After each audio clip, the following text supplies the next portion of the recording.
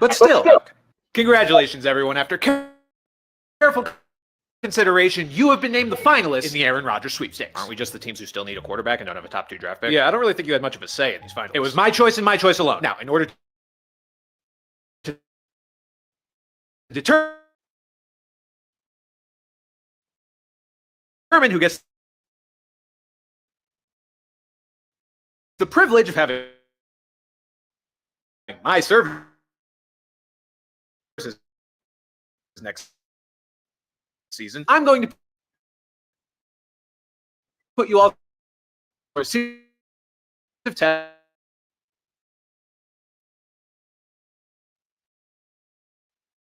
If you hoop,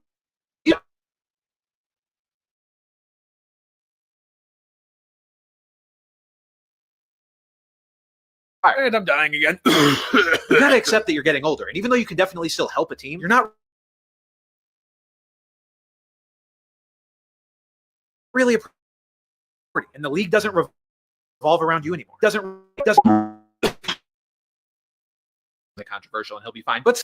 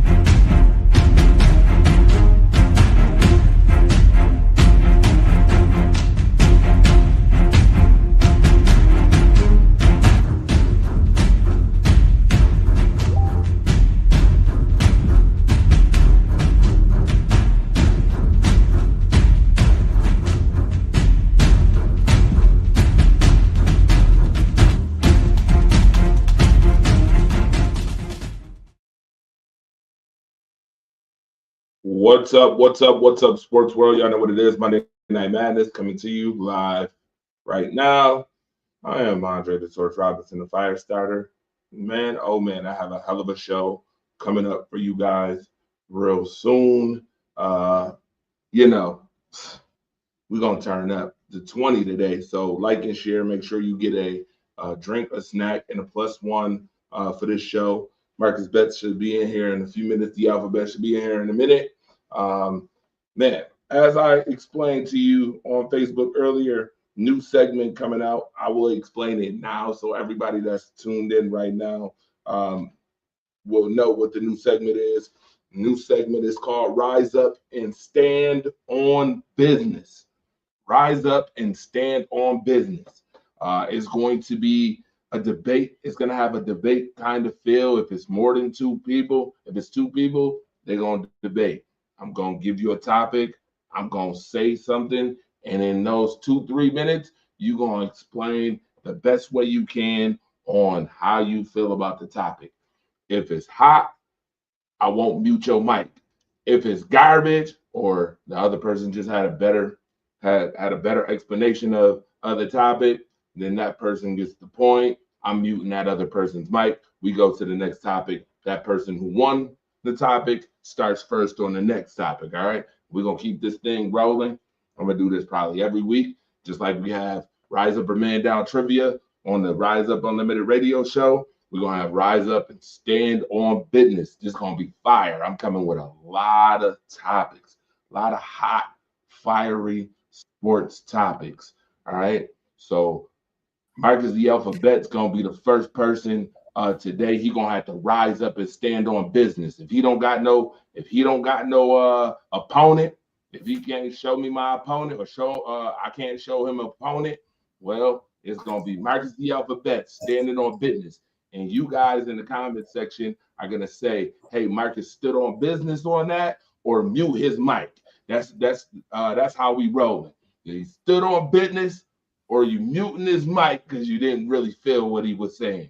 Nevertheless, my guy Marcus the Alphabet is in the building right now for Monday Night Madness, and I told you this was going to be brand new segment for those just tuning in. Make sure you like and share this show because it's going to be a whole bunch of fun. Ain't going to be a whole lot of agreeing today, all right, on the show. Ain't going to be a whole lot of agreeing. I don't even want to see too much agreeing on this Monday Night Madness show. I want it to be Monday Night Madness. I wanted to bring down the house. The originators doing it like only the originators can do it. All right. All those duplicators, those people who trying to figure it out, trying to move pieces around to figure out how we do it. Yeah, no. Monday Night Madness right here. I've been waiting for this all day long. Now, with that being said, Marcus, what's up, my guy? What's really good, my guy? What's popping? What's good with you, man? Just moving around today, but we've been doing these Monday Night Madnesses. People been hitting me up in my inbox telling me they enjoy the show, so we're trying to get back on track and do these with a little bit more regularity. So I'm happy to be here, happy to chop it up with the people, Yeah, I'm super glad to be bringing this back. Time is always constraints sometimes here and there, but I'm glad to be able to be bringing this thing back for the people, man. This is what we do it for. We do it for the people. We do it for you. Put a smile on your face. The Dalton Smiths of the world, the Melissas of the world, the Dwaynes and everybody who participates, the Ramonas. Happy birthday to Ramona, died by the way. For them, for the sports enthusiasts that's out there. So that's what we're doing it for, and I hope y'all enjoy this as we in the off season. When you in the off season, you got to get real creative, man. You got to get creative. You got to come up with something fresh, something original, and of course, no one better to do it than the originators of this thing anyway, than us. So. Well, Rise Up does all sports, so it's baseball season, right? And we're in the middle of basketball season too. So we do a little bit of everything. We try to hit y'all with everything. I just do a football show, but Rise Up itself does everything, So we do community stuff. We do, we talk sports, politics, whatever. So it's always nice to meet up and talk with people, and to have a safe forum where people can come in and give their opinions and their views on stuff. Absolutely. Now, Marcus the Alphabet, you heard what rise up and stand on business is, right? You heard it. You heard the whole explanation of it, or do I need to? I have not. All right, I'm explaining. We haven't had an executive talk in a minute, so enlighten me. Enlighten me. It's time to shed some light, only like the fire starter can. Now, Rise Up and Stand on Business. Now you know how we have Rise Up and a Man Down Trivia on the radio show, on the Thursday show.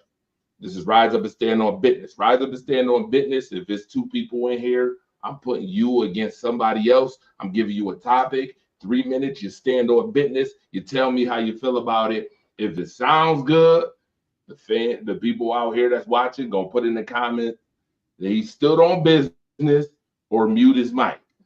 Somebody else gonna go. stand on business or mute his mic.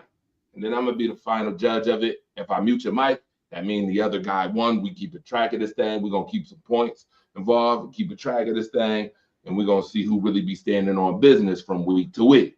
All right? Just a new segment. Just, you know, some fresh, some fun debate. I don't want to see no agreeing. If y'all both agree, I'm muting both of y'all mics.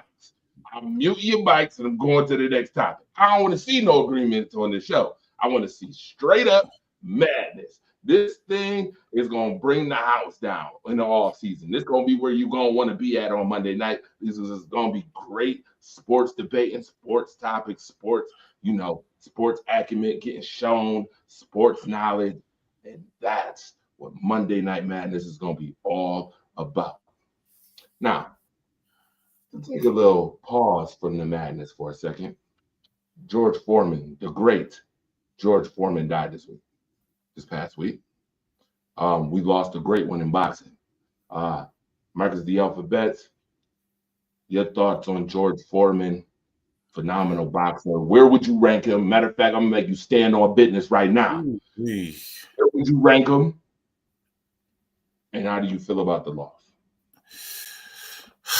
I mean, you know, the thing about it, I think the true legends are people who transcend the sport. You know, a lot of times we just look at people as athletes, but they have other interests and things that they dive into. You know, when you look at, you know, people like, you know, Jim Brown and Muhammad Ali and people like that. I love this guy. He basically transformed himself. He fought in like 3 or 4 different decades, you know, the 60s, the 70s, you know, he kind of took a break in the 80s, came back in the 90s. I mean, this guy fought this guy fought everybody, you know, you know, in the 70s, you know, this guy, you know, Muhammad Ali and Joe Frazier and I mean, this guy, you know, Ken Norton Jr., just everybody. And then he comes back in the 90s and he's fighting, you know, he ends up becoming, you know, the oldest man to ever win the heavyweight title. And he kind of softened up his nature, you know, back in the 70s, he was kind of like the boogeyman. You know, when he fought Muhammad Ali, a lot of people, the Rumble in the Jungle, people thought that George Foreman was going to literally kill Muhammad Ali. That's how much he was a terror back in those days. You know, he comes back, you know, he beats Joe Frazier to win the title. He loses it to Muhammad Ali. He said he kind of went through a depression with that, you know, kind of we came up with the term the rope-a-dope, you know, where Ali just kind of leaned on the ropes and let him tire himself out. I mean, we had never seen that before.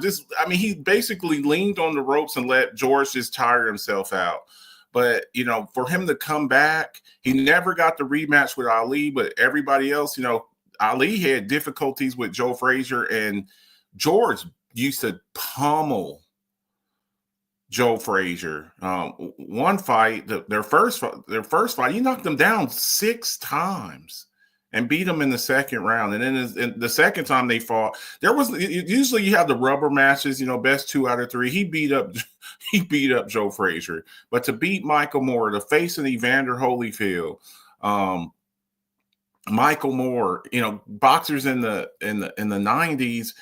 And then to go on to you know, be a salesman, you know, I don't know if there's anybody out there that hasn't heard of the George Foreman mean lean grilling machine. I got one in the kitchen. I got a red one. I got it for my housewarming party. So just a great guy. And, you know, we've been losing, you know, a lot of legends in the past few years. You know, enjoy these people. Enjoy these people because, you know, they're not going to be around here forever. You know, we lost Muhammad, we lost Joe, and now to lose him, you know, we've lost some people, you know, in the, you know, entertainment business. But this guy here, you know, he did a little sitcom. He had a sitcom back in the day too. So the guy just was in everything. I remember him on Sanford and Son. You know, he had his own little sitcom back in the day. I mean, just a great guy. And you know, when I saw it go through my you know, on the bottom line, it just kind of shocked me. He looks great. He was 76 years old, you know, and just a great guy. And you know, we're gonna miss him. You know, I missed him. You know, HBO. When they used to do the HBO boxing shows, he was an announcer too. He called fights with Roy Jones Jr. and I'm gonna miss him. Just a true treasure, man. He will be missed. All right. Sounds good. Really stood on business on that one. I give you kudos for that. George Foreman being a phenomenal fighter, boxer that he was, for sure. In those days, you know, a lot of people looked up to George Foreman, of course. We still look up to George Foreman now. Just natural spirit, fighting spirit, never give up spirit. Guy, you mentioned the Michael Moore fight. I remember sitting in my living room watching the Michael Moore fight when he knocked him out with the two-piece, hit him with the two-piece. Right there on the fight.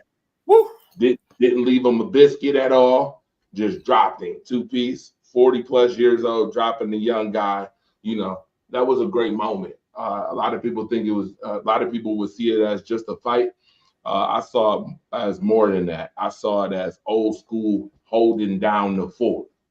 You feel me? I saw it as old school holding down the fort. And now me being 40, I feel like us old schoolers, we still got to hold down the fort with a lot of different things. So George Foreman definitely will be missed, but never forgotten at all whatsoever. Mark. Ooh-wee. My God.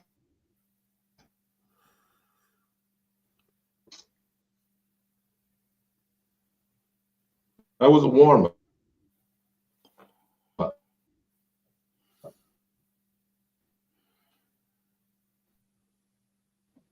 I got plenty of shit for you to see for you about this real quick and tell me how you feel about this. Standing on business. Here.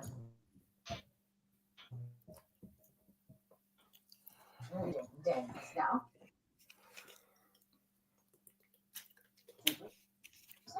Wait for it later. Okay.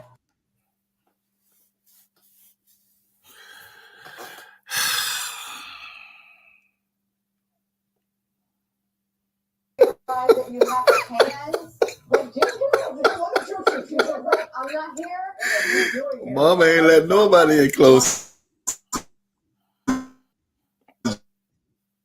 JD5. Stand on business, Marcus Betts. Your thoughts on that? Stand on business. I know Mama Daniels. I know that she's trying to, you know, she's been very vocal about it. She's been very upfront about how she feels about her son. You know, I have a problem with this though. I do have a problem with it. I love my mom. You know, I love my mom. My mom is everything to me, but my mom also knows her son, and she knows that in the end, I'm going to do what I want to do. I will listen to what you have to say. I will take what you have to say into consideration, but I also believe you get to a point, you know, where you transition from a boy to a man. And look, I'm going to always. What was that movie where I can't think of the name of the movie, but it was like 4 different guys, and one of them he was like the mama's boy, and Jennifer Lewis was his mom. I can't think of the name of the movie, but it's like a man too.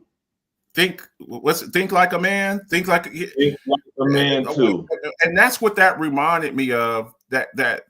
You know, seeing that there, you know, you're jumping in between him and Juju Bonds. I get it.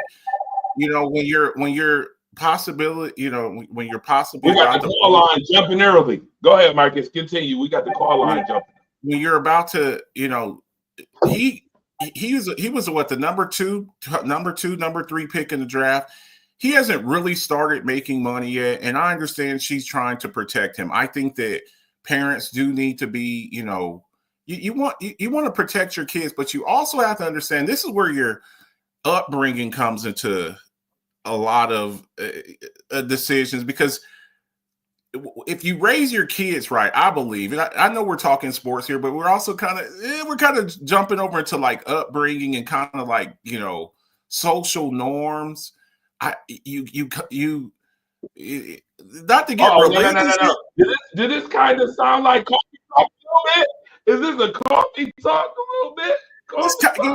Here we talk sports, but we talk a little life here. I don't mean to take it. You know, it's a little bit late for coffee. I don't drink coffee too late in the day. But when I was a child, I thought as a child, I understood as a child, I interpreted as a child. Mm-hmm. But when I became a man, I put away childish things, and what that means is, you get to a place in your life. I'm a grown man. Mom, I love you. And I understand you want what's best for me. I think more parents need to be involved. You know, look, I care about you. Look, I maybe sometime I see some things that you can't see, but also that's Juju Buns. Okay, this isn't Jenny from the block or LaQuisha from down the street. This is probably in the next couple of years or so, going to be the number one pick in the WNBA draft, probably. And I understand that, you know, the money's not there like that. But as far as endorsements and stuff, she's a brand unto herself. They're just two young kids. She's probably like, you know, 19, maybe 20 years old. He's 22 years old, 21, 22 years. They're just young kids sitting there and enjoying. They're having a conversation. Then mama jumps in between. That's some goofy business, man. That's some real goofy business. I didn't like it. I understand her motives, I guess. To me, it seems somewhat controlling. And this is where, if we're gonna be honest here, this is where I believe that father figure comes in. I don't know if there's a father figure around. I don't know what you know his family makeup is, but this is where that father figure needs to be there and kind of guide it. I don't really think I get it. That's a mama bear. You know, I'm gonna protect my cubs, you know, but on the same token, I felt like she somewhat emasculated him. You don't want to emasculate your kids. You don't want to, you know, I'm a grown man, Mom, and I love you. I love you, and I know you love me, and I know you're trying to do it out of love. You're making me look bad. Jaden Daniels just became a meme. And when they come up with, you know, mama's boys and stuff like that, you know, I can already see now the memes that come out. Oh, you know, don't let this person control you like Jaden Daniels' mama controls him. You know, it's stuff like that. You're emasculating him. It's already hard enough to be a young professional athlete without, you know, things like that. We've seen it kind of to the extent with LeVar Ball, you know, with his boys, you know, just always in the business, intervening. You get to a point where like, look, Mom, look, Dad, I get it. You care. I'm a grown ass man. So I thought it wasn't a good look. It wasn't a good look. And hopefully, you know, going down the road, you know, that might be her future daughter-in-law. You know, that might be her future. You just never know. And it looked really bad. And then in the environment where it was at, you got millions of people watching, and now they're like laughing at your son. They're laughing at your son. They're laughing at your son. They really are. And I just didn't like it. I didn't like it. It's a terrible look. Just a terrible look. So I'm gonna be very honest with you, and I'm probably gonna get a little, for all sake and purposes, the word is ratchet. I'm gonna get a little ratchet. The fire starter is getting a little ratchet on Monday Night Madness. First of all, I understand Mom trying to protect this kid, but I wish my mom would do some shit like that. Excuse my French. I wish my mom would. See, I feel like for some reason we have this notion that because, you know, God decided to allow moms to have children, that gives them an entitlement when you're older to do whatever, say whatever, be whatever. Absolutely not. And I come from a different background. You got to remember, y'all, and I'm gonna let y'all know this, that I come from a background of foster parents. I don't come from a background of having a father or a mother. So I'm speaking from my own personal experience. I wish I'm from Woods. I wish she would or he would ever embarrass me on national television the way that his mom embarrassed him. I wish he would. I wish he would. We would be having a come to Jesus moment. There's a thing called respect, but I'm a grown up. I'm at 24. He's a 24-year-old man. We talking to Juju Bunn. He having a nice. You know what the conversation reminded me? You watched the movie Love and Basketball? You remember the Love and Basketball movie? Yeah. That conversation was innocent, cool. They smiling, all fun. Wasn't nothing wrong with that conversation. And then your mama get in the middle of the conversation and then do that. She pointing all into the TV, telling them watch the game, don't talk like you see the hand gestures and stuff. She gave off bop vibe to me. I'm gonna be honest with you. For those who don't know what bop is, a bop is just some random ass person who don't really give a damn about you. You just do whatever with. Now, if he end up with a bop, now my thing is, if he end up with a bop, then mom, I'm coming back to you. Because Juju Bunn literally was in his face. Juju got her own money. Hold on. Juju got her own money, her own brand. So it ain't like she need him. She got more notoriety than him. Even though he's rookie of the year in the NFL, Juju has more notoriety and should have way more notoriety. It's a topic of discussion now about her having the same notoriety as a Caitlin Clark's of the world right now. That's a topic of discussion. Juju has her notoriety. She has her brand. So she don't need his money. She don't need none of that stuff from him at all. So anything to me right now would seem very innocent. Conversation. She ain't trying to use him for nothing. She don't want him for nothing. Yeah. We got a caller on the line too coming in too. Let me do this real quick. Callers, I see y'all real quick. Let me cook real quick. Listen. That to me gave overbearing. It gave overbearing. It gave demonstrative. It gave off.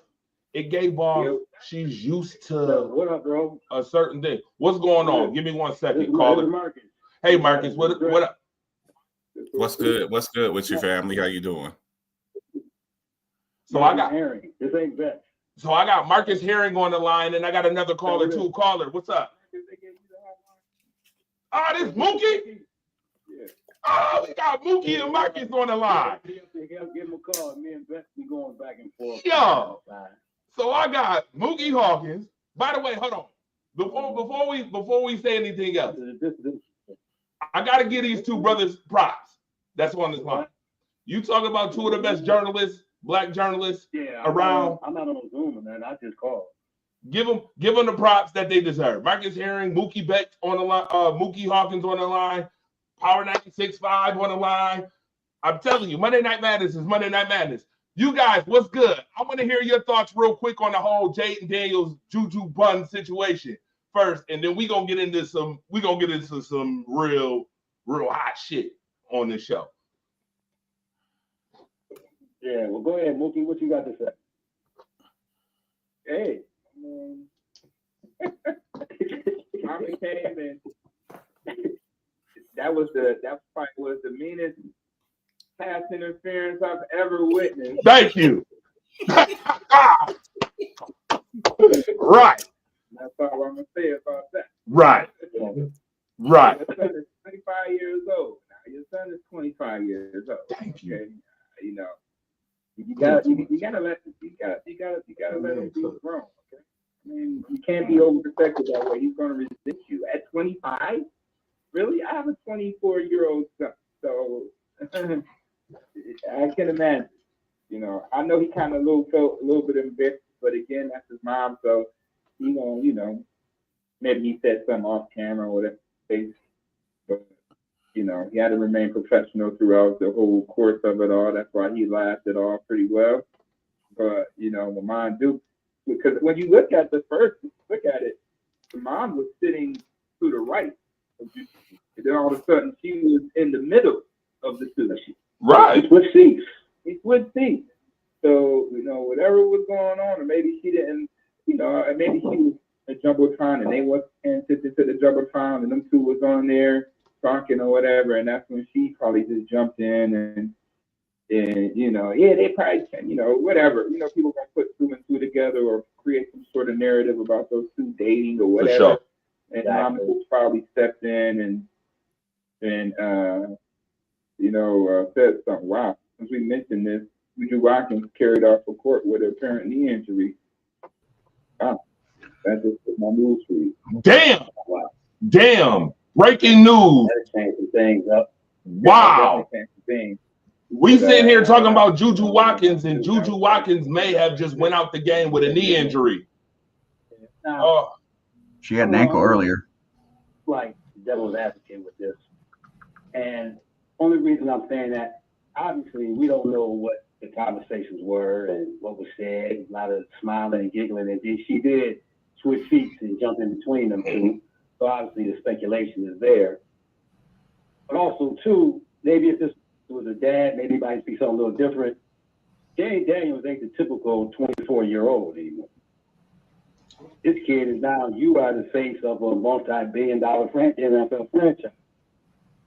So now, maybe it's the dad and mom, I don't understand. Maybe I'm coming a little old school. Mookie, you might kind of see what I'm coming with this, because you're a little older and stuff. You ain't the regular 24-year-old now. You're a franchise quarterback. Things are different. You don't, unfortunately, those things, you got the perks that come with the money and all of that. But now you got a whole lot of different responsibility with you, and the focus has to be there. He had an awesome rookie year. You're not sneaking up on nobody this year coming up. And I mean, you have had this conversation before. Once they get some film on you, they get to figure you out a little bit. Correct? absolutely. You know what I'm saying? So Absolutely. I don't know if that's Ma Dukes, if that was her line of thinking, saying, look, you leave these women alone. You got to be focused on your career and your craft, and don't get sidetracked from that. I don't know if that was a conversation. I have no clue about that. But that's playing devil's advocate to the degree that, yeah, get it. You would have fun, but you're not the typical 24-year-old anymore. And that's something we want that comes with the territory. When you're a franchise quarterback, and now everything is changed. He ain't somebody that came in like, okay, we're going to, it's somebody we're going to work with and all that. You was the step from the Super Bowl as a rookie. Everything's being built around you. So you have a whole lot of extra responsibilities coming to you. People have to be looking after you and you'll be carrying stuff like that. Your career is a little different now. And now your focus is going to have to be a little different as well. And women is probably not going to be part of that focus. Juju or not. That's just my 2 cents. See, that's not Jimmy. That's not Jenny from the block. That's we're acting like and all of that. Come on, Luke. You know that. Be 19. I get that, mama's being protected. This ain't just Jenny from the block, man. This is Hold on, Marcus. And the first thing he did with that signing bonus was get all of the tapes that the Colts had the year before and study some tapes in that one-bedroom apartment he had. Remember that? Mm-hmm. That's what I'm talking about. Oh, okay, I get you. Different mindset. When you that guy. I get it, but you also got to. I know he ain't no franchise quarterback, obviously. So their responsibilities are definitely different with their circumstances. But we'll see how it goes. All right, Marcus Betts. Marcus Betts was saying something. By the way, we got William Richter on the line. Be there. Yeah, they're gonna be there. Whether it's Juju or Shanae, it's gonna be there. He gonna be there now. Somebody going Juju or Shanae is going. Whoever he's around going to catch a tabloid. You know what I mean? So got to stay focused. If he stay focused, he ain't got to worry about catching nothing. Oh. All right, Marcus Betts, go ahead, brother. William Sam, Richter on the line on the when show. you- What's up? When you're high profile like that, you're going to generally high profile people. They date high profile people. You know, that's just what it is, because you have access to people like that, you know. So again, if he were talking to just some random girl in the bleachers, okay, that's one thing. You're talking to probably the most popular college women's basketball player in the world. Right that's now. probably. I mean, I just think, you know, you can't. You still got to have a life. You still got to have a life. I don't think that you sitting there and talking to a girl. His mom was very upfront, and she said, I'm going to be very protective of my son. And I just think you get to a point in your life where you have to, you know, respectfully to your parents, you have to tell them, hey, look, mom, look, dad. You know, I thought that eventually Lonzo Ball had to do that with his dad. You know, he was making him wear them ugly ass big baller brand basketball shoes that he nearly lost his career because of them cheap built ass shoes. You know, because he was trying to dictate his career. You get to a point in your career where you have to, hey, you got to respectfully. I'm not telling you to go and cuss your mom and dad out. We here at Rise Up, we are not advocating cussing your parents out and being disrespectful. You know, we're not. You still show your parents respect, but I do believe you get to a point in your life where you have to become your own man or your own woman. You know, I'm not that. I wasn't that fond of Lamar Jackson still having his mama as his agent. Like, I love you, mom. I love my mom. I don't want my mom to be my agent dictating hundreds of millions of my dollars. I don't.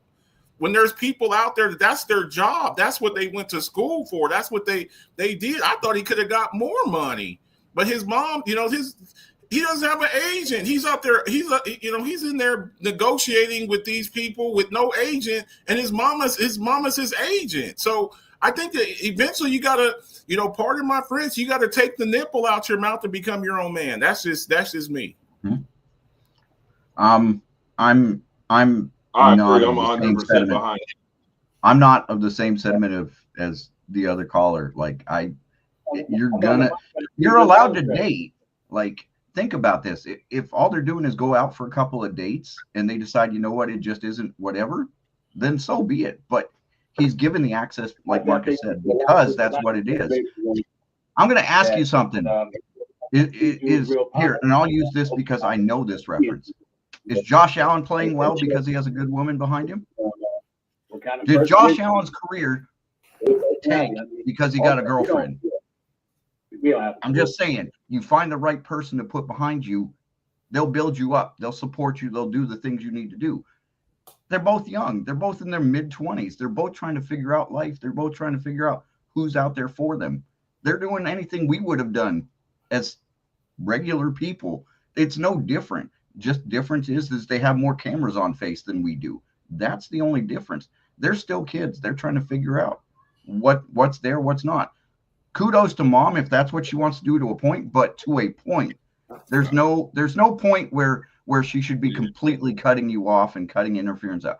Like, mom can be there, but understand that they're just talking at this point. They're not like making suck face on the camera. They're not doing these horrible and atrocious things to destroy his credibility or his reputation. They're having a conversation. And again, she is going to be a top 5 pick in the WNBA draft when she goes out. She's going to be making her own money. She ain't poor. She ain't broke.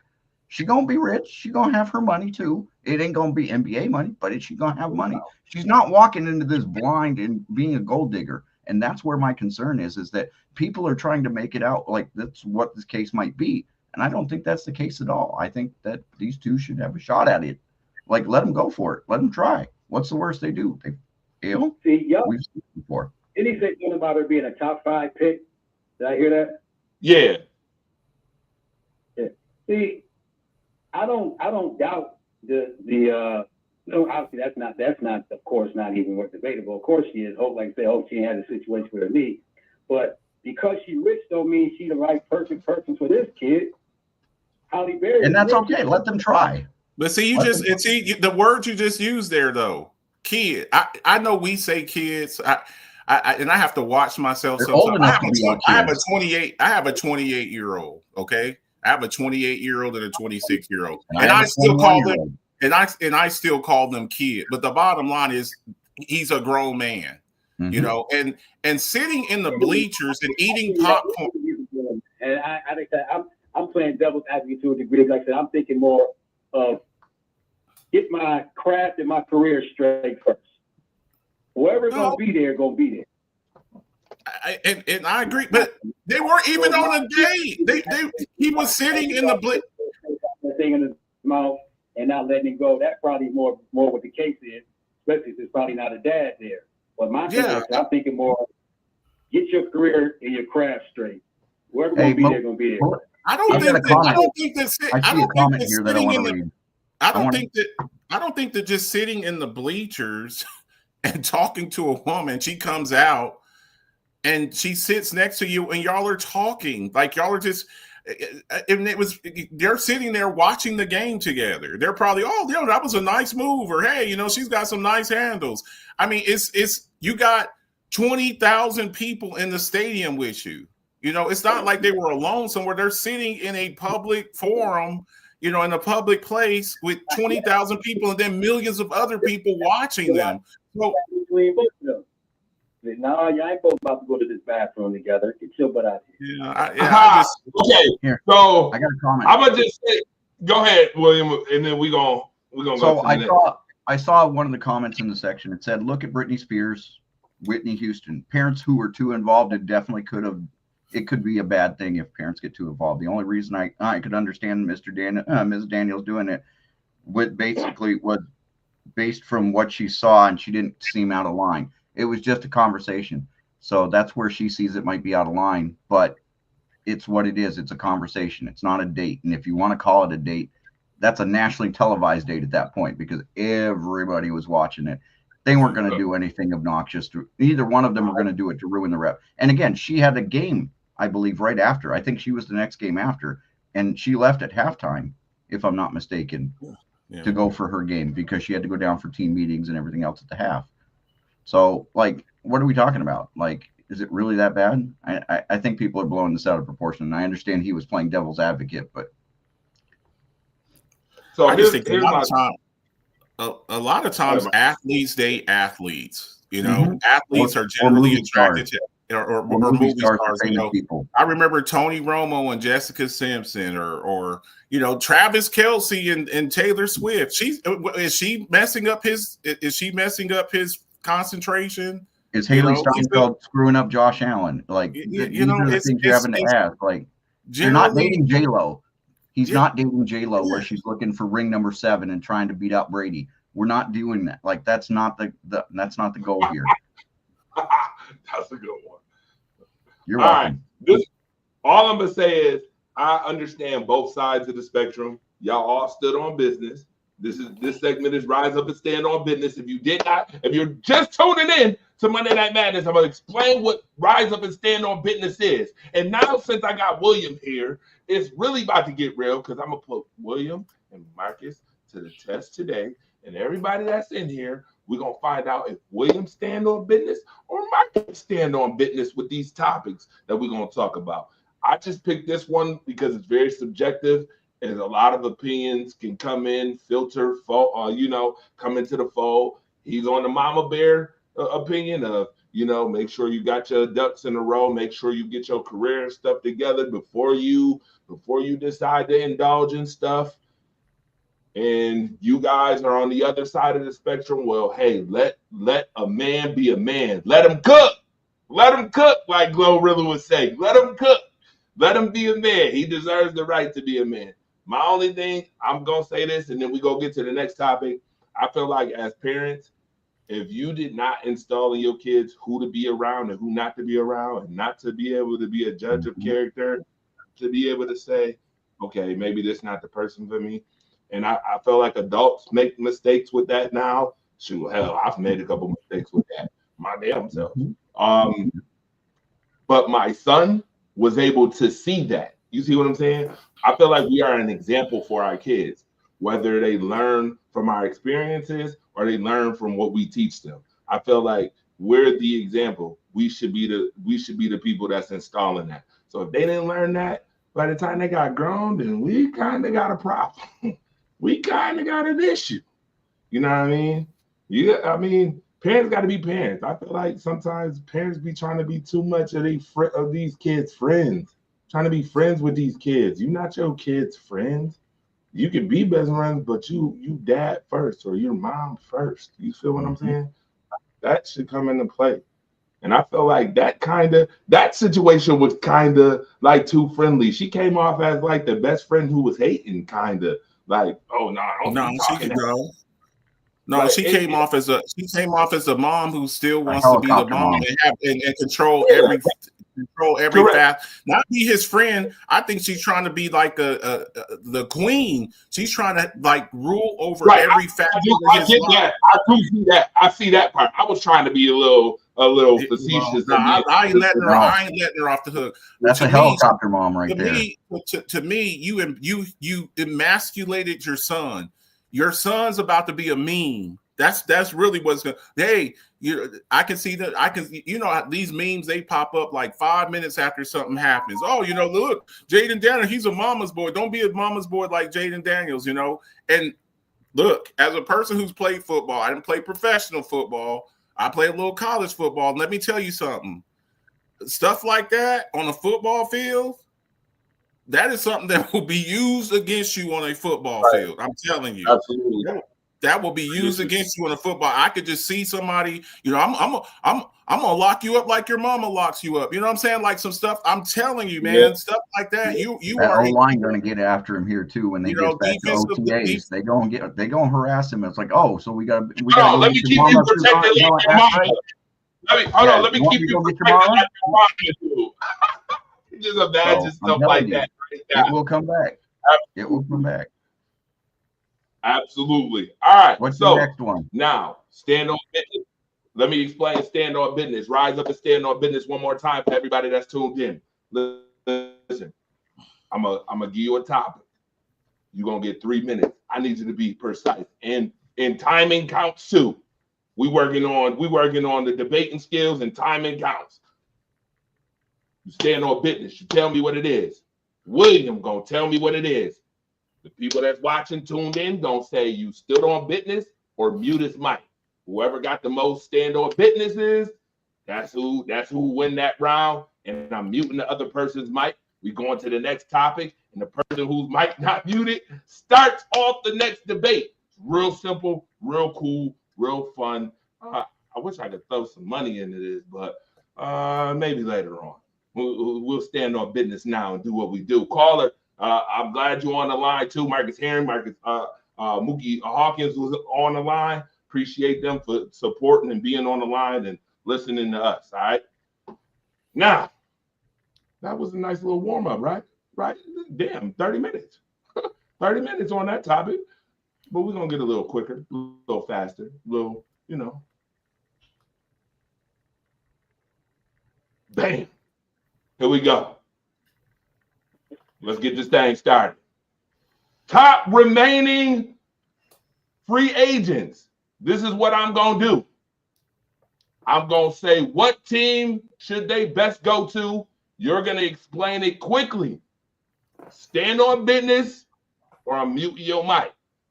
Marcus and William is here.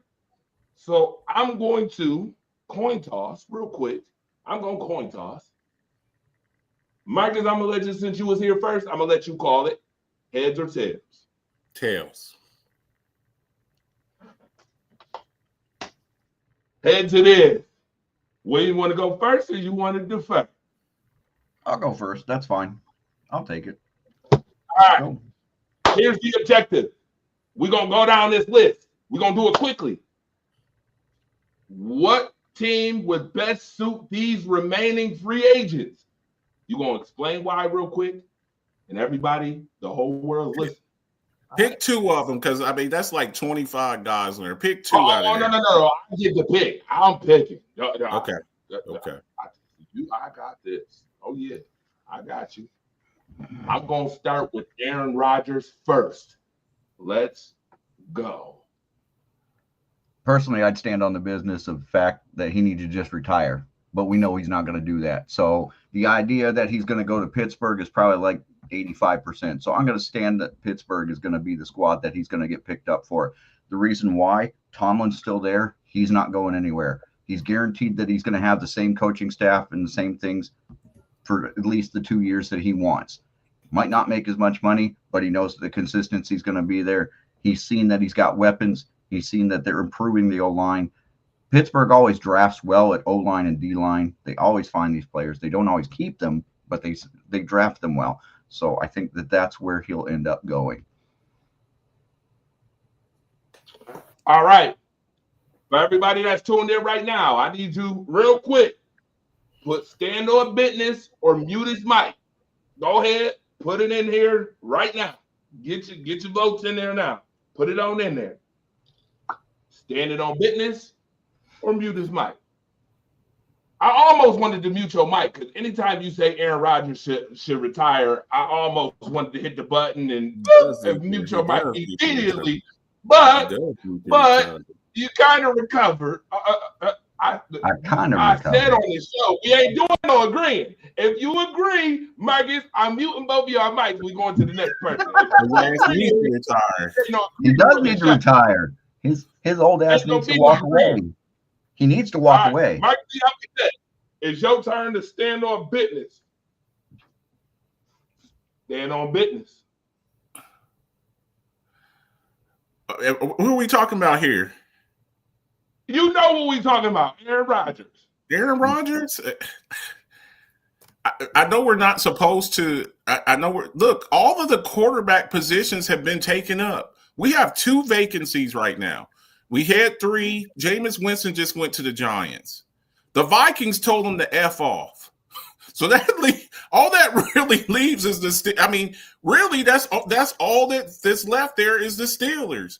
And I don't think that that's a particularly good. I don't think that's a good fit for him because I don't believe Mike Tomlin's going to put up with his crap. The antics. The Steelers are you hear me say all the time, they are a cornerstone franchise. You can have a couple of goofballs on your team. You can't have you already got George Pickens.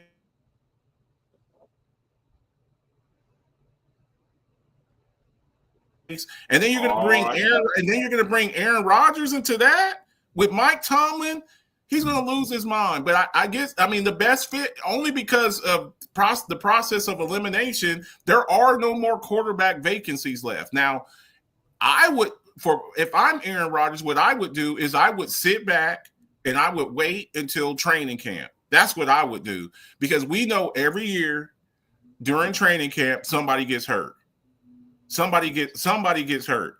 I don't think the Steelers' line is particularly good. We saw what he looked like without an offensive line last year. He's coming off of the Achilles. He's about to be 43 years old. His mobility is not that good. I think the best move for Aaron Rodgers, if you don't want to retire, which he should, but okay, let's just say that he's going to play next year. If I were him, I would sit back and wait till somebody gets hurt in training camp, and then I would move him from there. So that would be my best move for him because you're about to have the draft here. You have these rookies coming in. You still have a guy like Joe Milton out there who people are high on. You still got Kirk Cousins out there who people are somewhat still high on. You got Aaron Rodgers. So there. All right, put it in there. Stand on business or mute his mic. Caller, if you still there, I need to know who stood on business more. If you are still there, if you're not, it's okay. But if you are, who stood on business more, William or Marcus? Put it in the comment section. I need to know. Joey Hatch is in the building. Joey, tell me who stood on business more. Was it Marcus or was it Woody? So we can move on. We got another one coming right now. The next one is Stephon Diggs.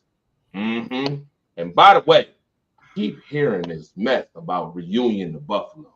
So if any of y'all say he should come back to Buffalo, I'm letting you know now. I'm muting your mic immediately. I'm letting you know before you even get started. I'm muting mics. If you do, tell me. I'm gonna say y'all both stood on business pretty well. Like y'all stood on business. Go ahead, Even though Marcus. Tell us where Diggs is going to go. I think the best bet for Stephon Diggs would be to go, you ready? The Las Vegas Raiders.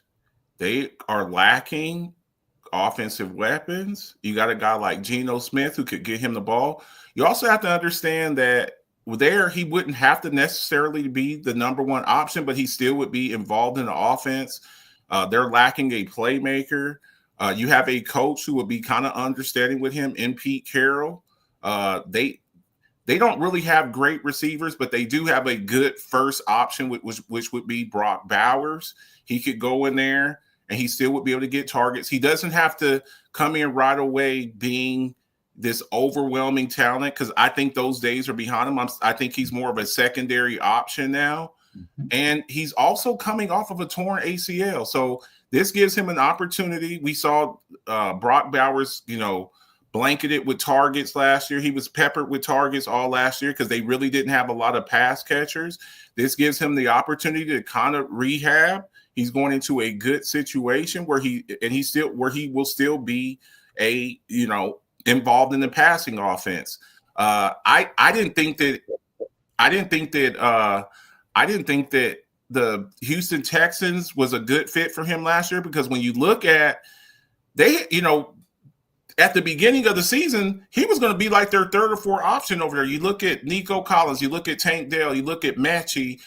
I didn't really think that was a good fit. I think the perfect fit for him, especially with him coming off of the torn ACL, would be the Las Vegas Raiders. All right, put it in the comment section right now. Who stood on business? If he stood on business, or you would mute his mic. William, your turn. Go ahead, my guy. Let me hear. I'm torn between two teams. I have two teams on completely opposite trajectories that I'm torn between to where he would fit and he would probably do well. My first team is the Seattle Seahawks, where they need another wide receiver. They have enough talent there that they could get with him for the first few weeks where they wouldn't be hurting so terribly. It gives their new quarterback a weapon. You've got JSN, you got the two running backs. Like, I think that would be a nice fit for him if he's looking to just come back. He's going to be a 2, a 3, somewhere in that offense. It's not a bad option.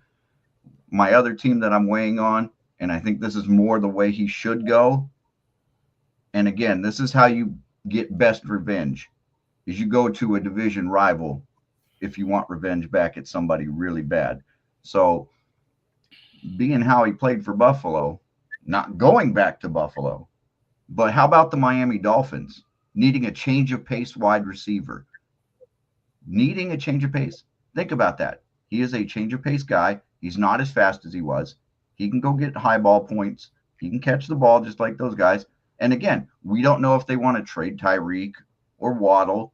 And now that opens up a spot for him to step in as the 2 or the 3, depending on where that goes, because the Dolphins have so many needs. So that's why I'm thinking this is where he can go and this is where he can end up. He doesn't have to be starting right off the bat with Miami. He can come in middle of the year. And again, Waddle's always hurt. So guess what? When he comes back in, he can step in Waddle's spot. So these are the things that I'm thinking about and trying to understand where he could go and where he could possibly fit. So if he's looking at revenge, or he's looking at trying to prove himself a little bit, playing in a warmer climate, no taxes, he gets all his money, he gets that. Miami. If he's looking for a spot where he can kind of just rehab his career and kind of get back up and see if he can get something better, then maybe Seattle. All right. Both of you did a pretty good job on that one, but now I get the critique. I ain't letting y'all slide on this one. First of all, Marcus the Alphabet I can't believe you. The Raiders, sir, ain't that where wide receivers go to die? I know multiple wide receivers who died over there in that Raiders organization. Multiple. Who's the quarterback over there in the Raiders right now? Geno Smith. Oh, Geno Smith, is he going to go to? Would he go to die with Geno Smith? Geno Smith was balling up in Seattle. They traded for him. They want him. I like Seattle, but the Seattle organization is totally different from the Raiders organization. He's got the same coach. He just got Pete Carroll. They're gonna run the same stuff over there. They're gonna okay. Well, I like how you rebutted that and good rebut, quick rebut too. I like that. But I do like Williams on this one. Seattle, you got Jackson and Jigba, Cooper Kupp, a change of pace receiver. I do like the Seattle thing. I don't know if I like the Miami thing so much, sir. Didn't they try to change the pace with that Odell Beckham guy that didn't work out for him? But do you understand a Ferrari doesn't run well in snow? So apparently Diggs has played in snow and he understands how to catch a ball and do some things in the snow and can help that change of pace from that Ferrari offense they got. So this is why I'm suggesting that point of view. So yeah, but playing in the snow when you're 31, but playing in the snow when you're 31, that's it's no that's a little bit different. You want to try to go somewhere warm for those bones. Agreed. And then you got to think too about you got to think about the targets too. He still views himself let's say he thinks he's a 100 target guy. And with Tyreek Hill there and Waddle there, you're not getting those targets. And with that, you're going to start having issues. Yeah. Achan's there. He's gonna I like the rebuttals. I was quick on your feet with the rebuttals after I said what I said. Now I like that. That's exactly how we want, debates to be very quick on your feet. Marcus did win the first one. I'm leaning towards William on this one. I do like the Seattle more than I like the Raiders one, sir. So I might have to mute your mic, Marcus. I might have to mute your mic. It's done on business. It was all right, but I like Seattle's organization a little better. But then again, I just thought about something. Who's Seattle's quarterback? Sam Darnold. Sam Darnold, who just got paid.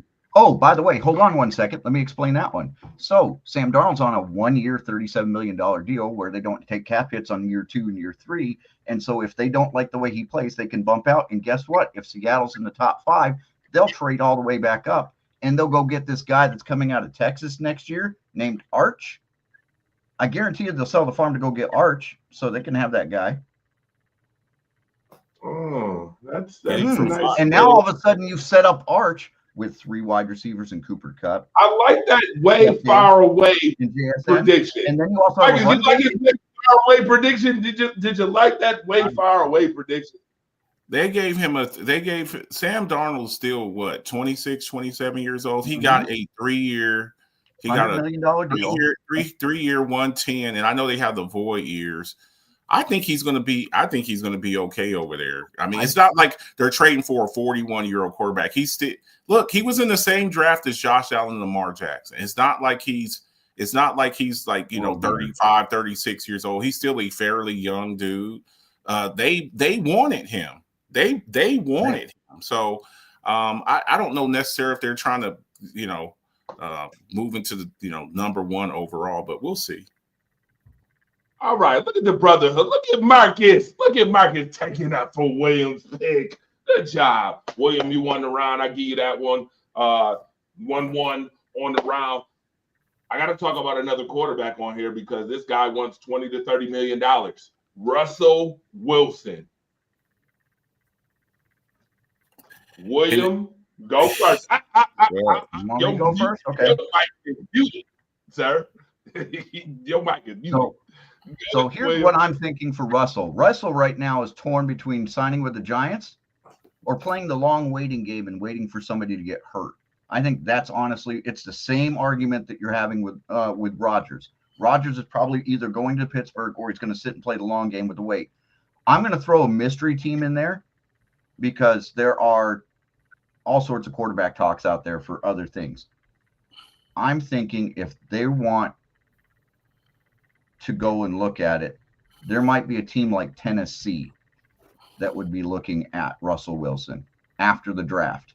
If they don't get the guy they want, if they decide they want to go with Carter at 1 and maybe grab a young quarterback, well, who can run the offense? Well, Russ can run the offense for a year or two on a 1-year deal or a 2-year deal, because that's where Russ is at this point. So you draft a quarterback in the 2nd or 3rd round for Tennessee, and you have him come in behind Russ, and Russ runs for the year, and then you bring him along that way. That's my thought. But I honestly think that Russ is playing the long game. I don't think he's a Giant. I think the money is way too much for what the Giants want to do. They just paid out Daniel Jones. They're hurting the system. I don't think Russell fits Daboll's system. And again, I think both of these aging veterans are looking for consistency. The Giants aren't offering consistency. That franchise is about ready to fire their head coach and their general manager in the first 6 to 8 weeks of that season. They're not going to make well. So he wants to be able to be guaranteed a job for at least 2 years. Tennessee just hired their coach last year. He's got a couple years on the docket to try to rebuild that franchise. So if he takes a year with them, maybe he can rebuild it and keep it up. He's not a terrible quarterback. He's a much better option than Rodgers. But that's where I'm leaning. Once again, like Will said, there's you got 2 quarterbacks fighting for one job. And Russell Wilson, I don't think Pittsburgh's an option for him anymore. They let him go. They didn't want him back. So, and I think he was mad at him. And as far as Tennessee drafting a quarterback in the 2nd round, they're not drafting a quarterback in the 2nd round. They're going to draft a quarterback number 1 overall in Cam Ward. So maybe you do bring in a Russell Wilson, and you trade away Will Levis, see if you can't get something for Will Levis. I think the Will Levis experience, if they draft Cam Ward number 1, Will Levis, he's done. Mm-hmm. So I would bring in Russell Wilson and start him for 6, 7, 8 games, maybe the entire year, and let Cam Ward get situated. And then I would, from there, maybe in the 2nd round, you draft a receiver. But it's looking all signs point to Cam Ward being the number 1 overall pick. Miami had their pro day today. He showed some, great mobility. He showed, being able to throw on the run. He's doing a fadeaway pass. I think Tennessee, as a bridge quarterback to Cam Ward, that's really all that's left. You look at Jameis Winston's gone to the Giants, and Justin Fields gone to the Jets. And the only vacancy that you have right now is the Steelers, and I don't think Russell Wilson's going back to the Steelers. Do you trust Cleveland? Do you trust Cleveland's going to start who they picked up in the Kenny Pickett? I think Cleveland also. There's been talk with Cleveland's number 2. There's been talk of them taking Shedeur at 2. Talk of them taking Jackson Dart at 2. So and they've then already the Giants are left on the outside looking and deciding whether they want the leftovers if they don't want Cam Ward, or do they want to try to take Dart or Shedeur at 3. And then it's all right, folks. This is not a conversational piece. This is what. Listen, I'm about to mute your mic. Marcus, finish up. So yeah, I'm thinking there. I don't trust Kenny Pickett. I don't, but that's who they're bringing in probably to be their bridge quarterback as far as Cleveland. So I think Tennessee, you draft Cam Ward number 1, and Russell Wilson's your bridge quarterback. All right, good job. Pick on who stood on business and who should have their mic muted. William, love the great conversation. You two are not a tag team, okay? This is not the Usos. All right. See here, I'm going to make a quick point. By the way, I think Kirk Cousins plays a big part in this too. I think Kirk Cousins plays a massive part in this because Kirk Cousins is willing to remove his no trade clause to go somewhere. So if he gets, if Tennessee decides to take Cam Ward, maybe Kirk Cousins goes to Tennessee, leads out them for a year instead, and now Russell's left on the outside in. So that's why I'm thinking there's a lot of things, but I think Tennessee is that spot. Right. You ain't Austin Theory, and you ain't Grayson Waller. This ain't no tag team, okay? This ain't NXT tag team championship of the world. No, we the You Usos. two. We the ones. You the the ones. ones. This ain't you the ones. All right. Now, stand on business. Oh my goodness. Jay Renard said William Richter is drunk. Mute his mic. Marcus, I see the Tennessee move. If I was drunk, I one. wouldn't be here. But top 10. Yeah, okay. So I guess we got one muted mic. I need a few more. And we can get to the next one. This one is a video. I got a little video for you to watch, and then I'm gonna tell you what the topic is, and you're gonna tell me if you stand on business or not with what I said, or however you may feel about this situation. Kirk Cousins gets paid a lot of money to do nothing. All right. With that being said, I'm gonna go ahead to the next topic. I'll wait. I'll let you know. We'll play the video first, and then you can go ahead and we'll find out who's still on, and then go from there. Whoop-dee. Let's get it.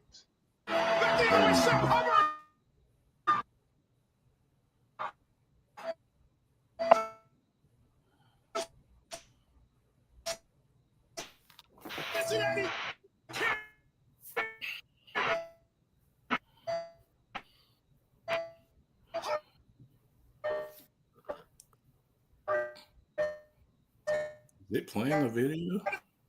It's playing slow on our end. That video is like very slow. It's like playing 8-bit Pac-Man. Womp, womp, womp, womp, womp, womp, womp.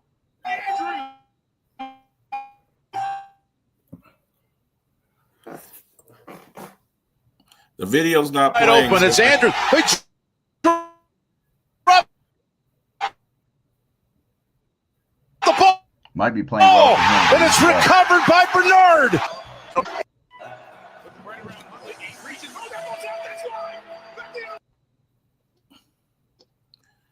So your video wasn't playing very well. Look, All right. If the point of this All video right, is all right. Now that we played that, shout out to all my Baltimore Ravens fans out there. Shout out to y'all. Y'all know every year I hear. Oh, my God. Oh, guess what?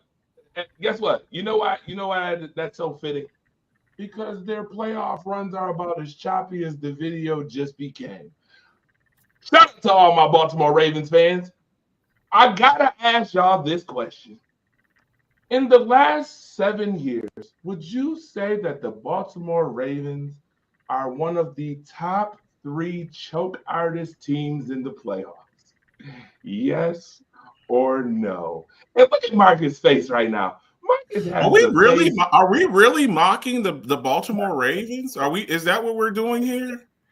You said See okay. the video? You just if you're saying top 3 most choking franchises in the playoffs. In the last 7 years. Well, I look at your the Baltimore Ravens are to me they're one of the best teams in the league. And they won a Super Bowl. They won We're talking about playoffs. They ain't won no Super Bowl in the last 7 years. They ain't won no Super Bowl in the last 7 years. They won 2 Super Bowls in the past 25 years. Stick to the topic, Marcus. I am sticking to the topic. Are we really making No. We're talking about yesteryears. Listen, this ain't Wonder Years. This ain't Wonder Years. This ain't with Ben Savage. We ain't doing the Ben Savage Wonder Years thing, sir. We're talking about the last 7 years. I think the Baltimore Ravens are a top 3 or 4 Hey, team. wait a minute. Marcus the alphabet. We ain't find out who stood on business yet. You already on. You know what? I'm gonna let you go ahead. Because you know what? I'm just. Are we really debating if the Baltimore Ravens? So we're talking about the top 3. So we're talking about the top 3 chokers in the playoffs. So who are the three? So who are the top? Who are the top three then? If we're doing that for a team that's been in 2 AFC championships. Guess what? That'll come after you stand on business, or I'll mute your mic. I don't think it. They might be. I mean, they might be, but I think there's another team that's choked a little bit more than the Baltimore Ravens. If we're doing that, I said top three. I said top three. Are they in the top three, Marcus? You going off on the Tennessee? I like how I can get him flustered. Okay, when we talk about the playoffs, are we also talking about the Super Bowl? Or are we just talking about up to the conference championship game? Because that makes a difference. Mm-hmm.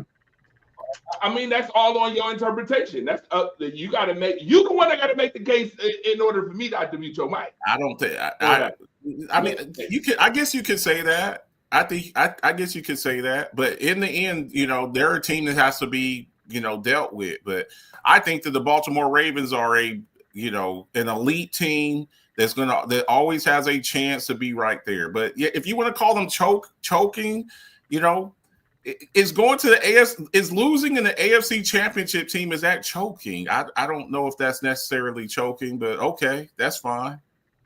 I don't consider them choke artists. How about that? We're saying choke. I don't consider the Baltimore Ravens choke artists, but if that's what you want to say, then hey, so be it. I don't agree that they're choke artists. And I didn't say that's what I wanted to say. I said, are they top three choke artist teams in the playoffs? You answer the question. You made your case. All right, William, you either stand on business or I'll mute your mic. Go ahead. Go ahead and stand on business. Mute your mic. There are true trains of thought here that I can go with, but I'm going to put it to this point where I don't believe they are. I think what it is it's who you play with matters. I'll steal a line from Mr. Alphabets for a moment. Who you play with matters. And Here we go with this damn Jimmy Uso stuff again. So hold on a minute. Let me explain myself. I think who you play with and who you play against matters. The understanding that you think that they're a choke artist. Again, there are teams like Buffalo who keep running into Kansas City. They run into Kansas City. They can't do it. It's the kryptonite.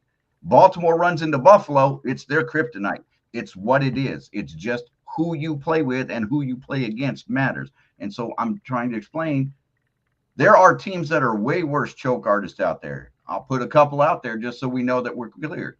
How about the Los Angeles Chargers? How about the Los Angeles Chargers?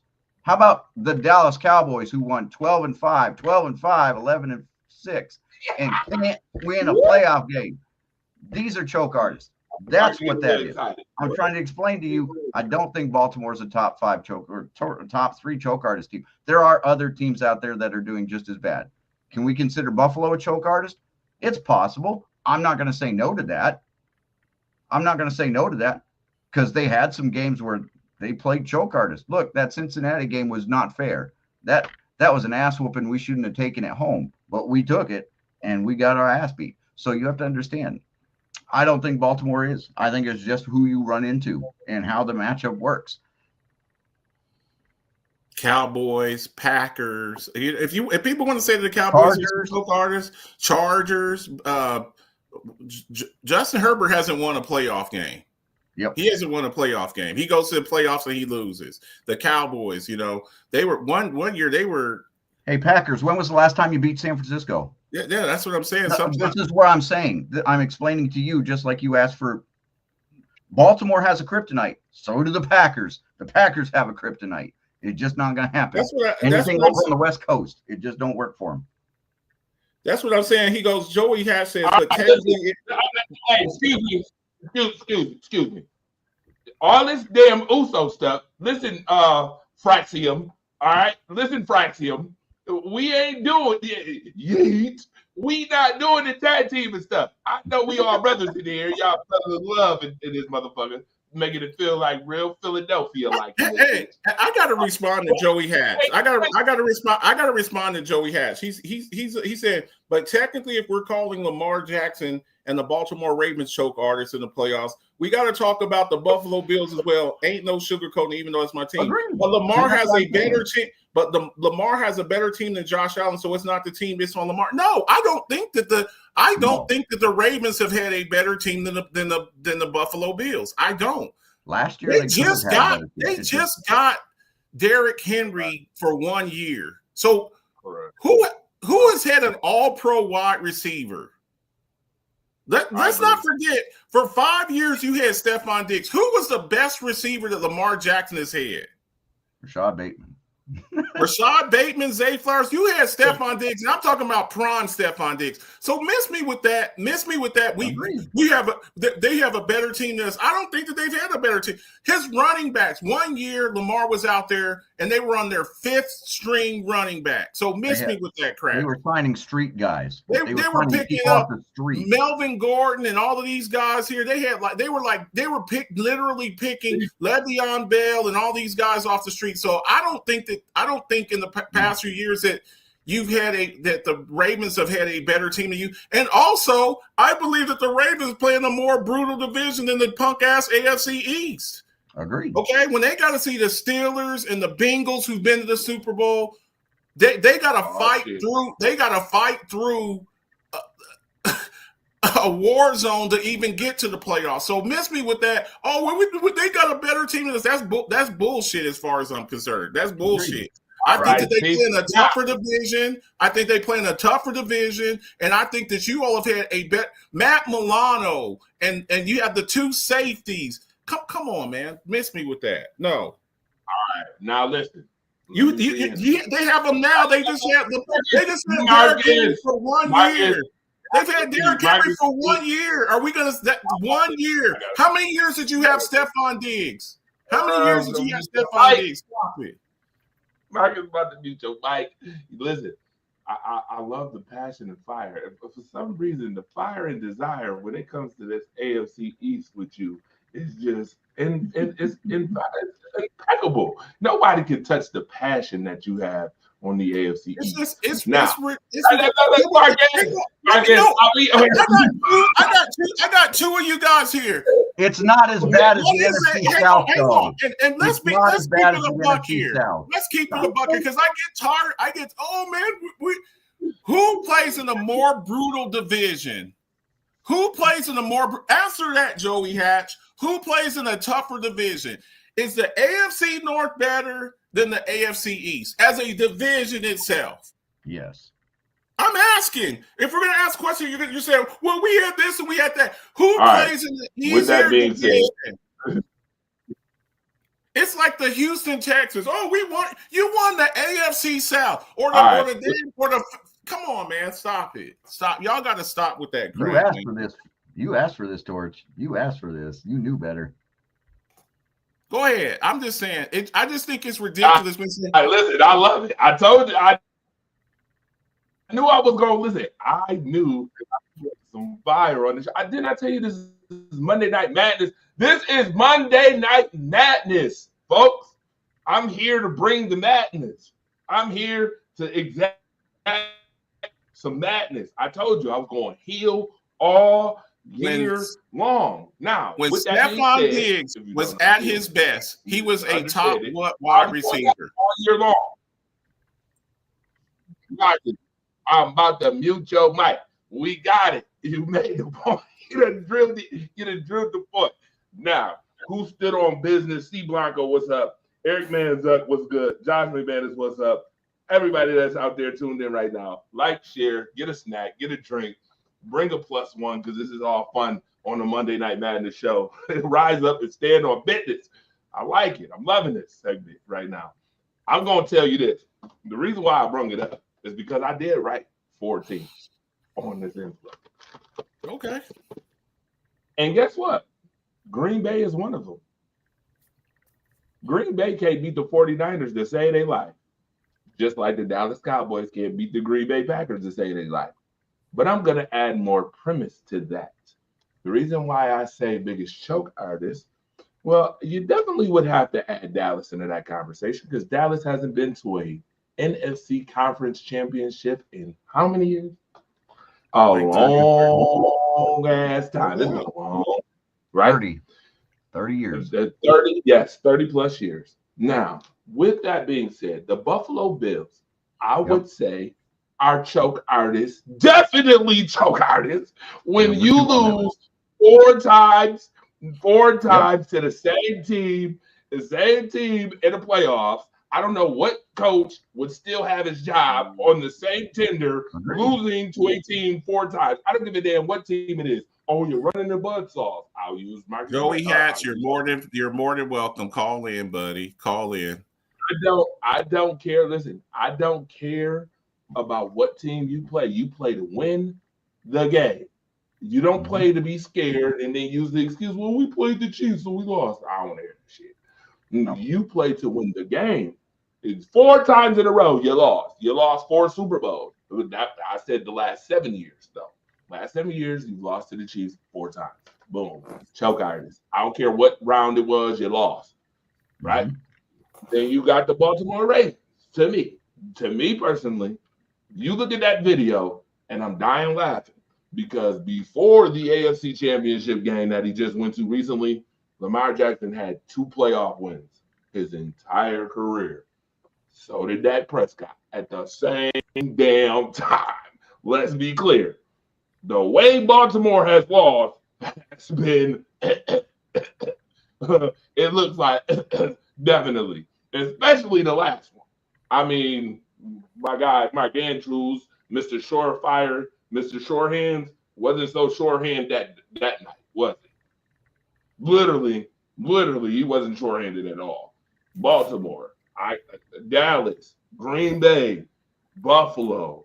You mentioned the Chargers. I do like the Chargers. Pick because the Chargers haven't did anything with their top line receiving core. I mean, they haven't done nothing with that team either. Miami. They got to make the playoffs. Dolphins. When the Dolphins been past the first round of the playoffs? I don't. They have not won a playoff game in this century. They have not won a home playoff game since 1995. Damn. If that ain't choking, hell, Miami. The Cleveland Browns have a playoff win before you. The Carolina Panthers have a playoff win before you. The Jacksonville Jaguars have a playoff win before you.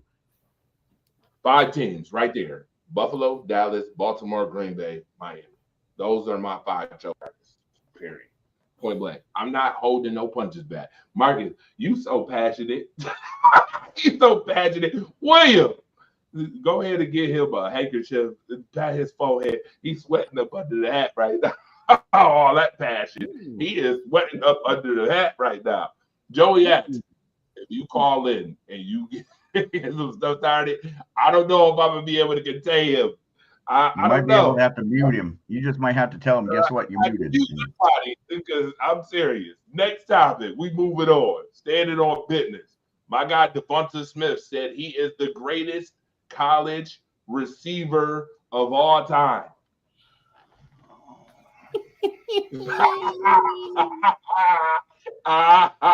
Yeah, I told you. Fire. I'm bringing fire today. Go ahead. The floor is open. Whichever one, because ain't nobody been voting. Listen, I'm gonna need y'all to vote. See, y'all starting to get me a little scary about y'all voting abilities. Who want to start first? Whoever. Marcus, William. I'll let the passionate one go first.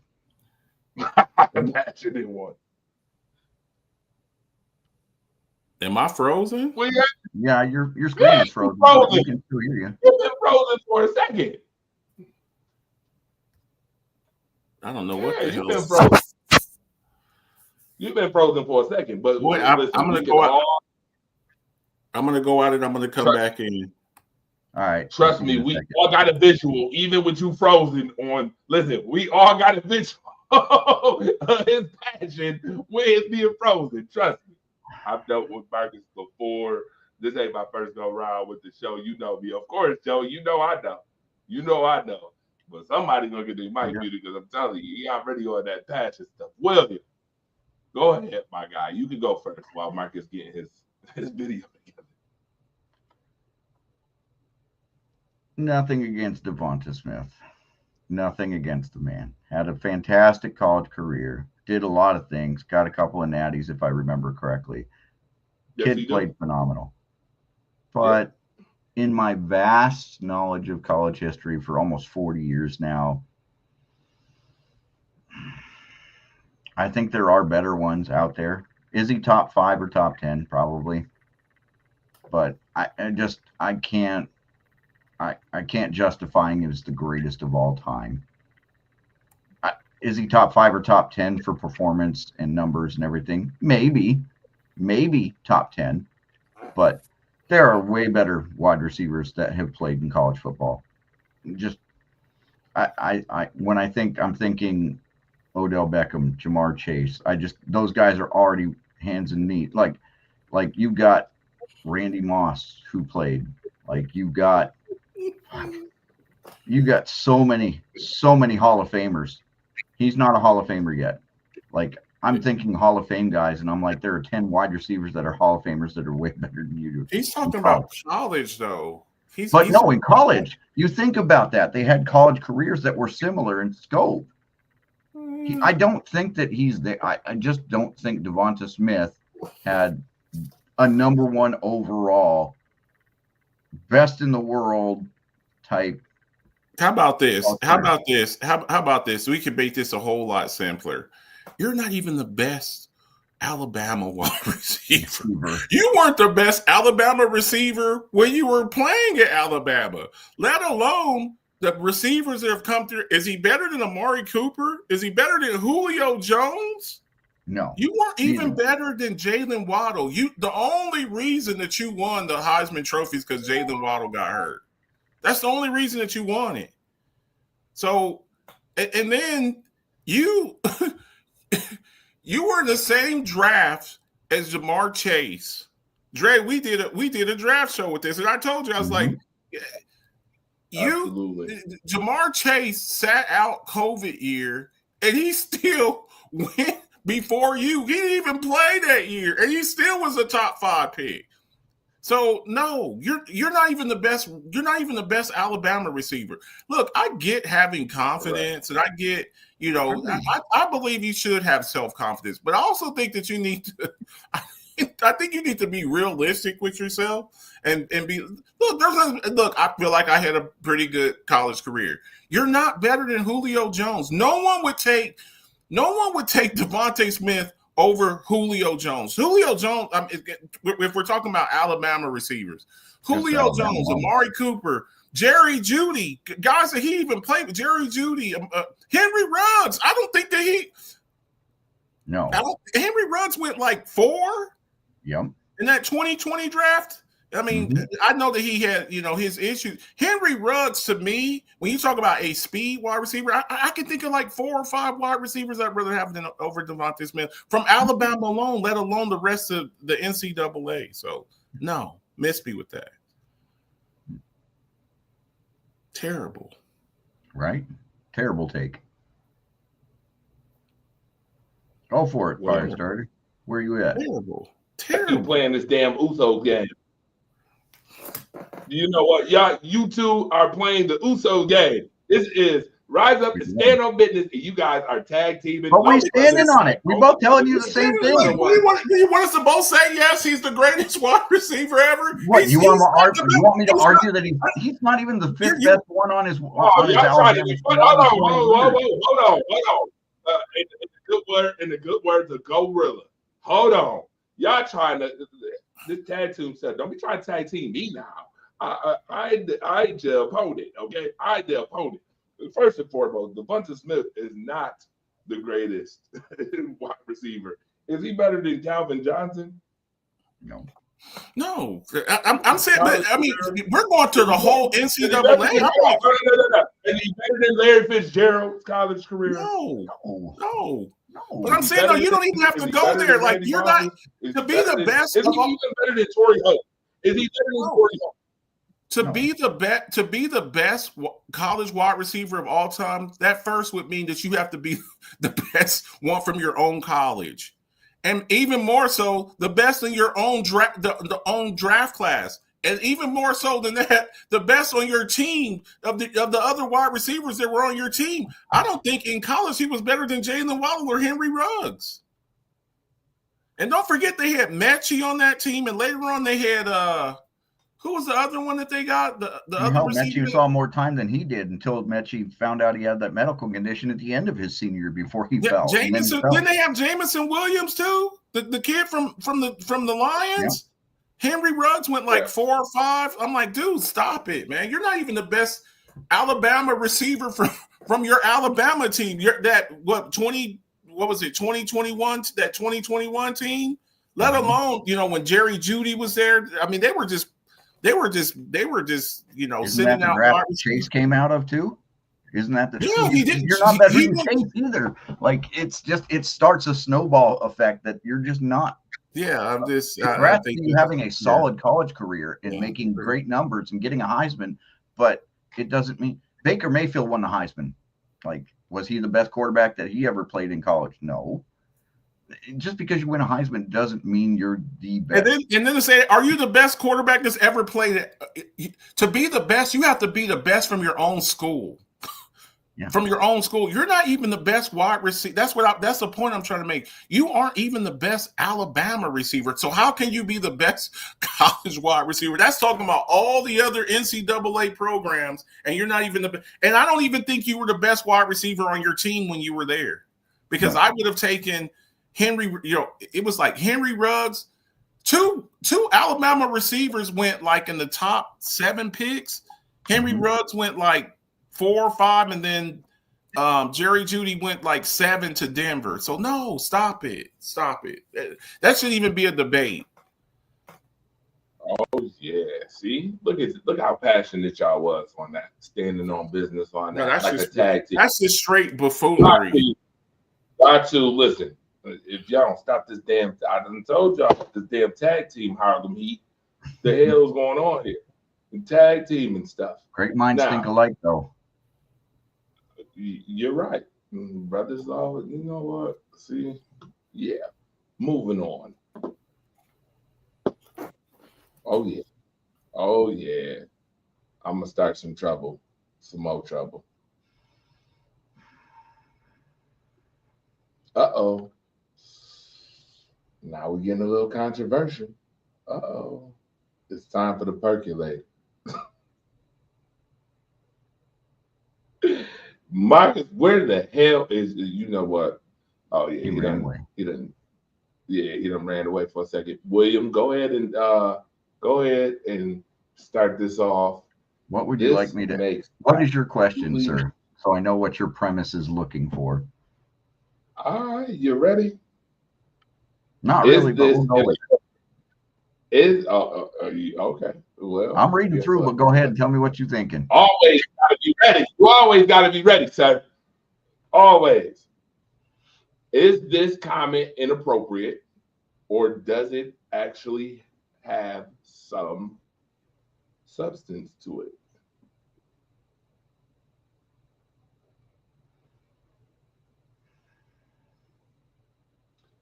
By the way, the person who said this is a journalist for WNBA. See her name up there? I'm well aware. They bring her on ESPN every so often. They throw her face up on ESPN and have her say something. Now go ahead and talk about it. All right.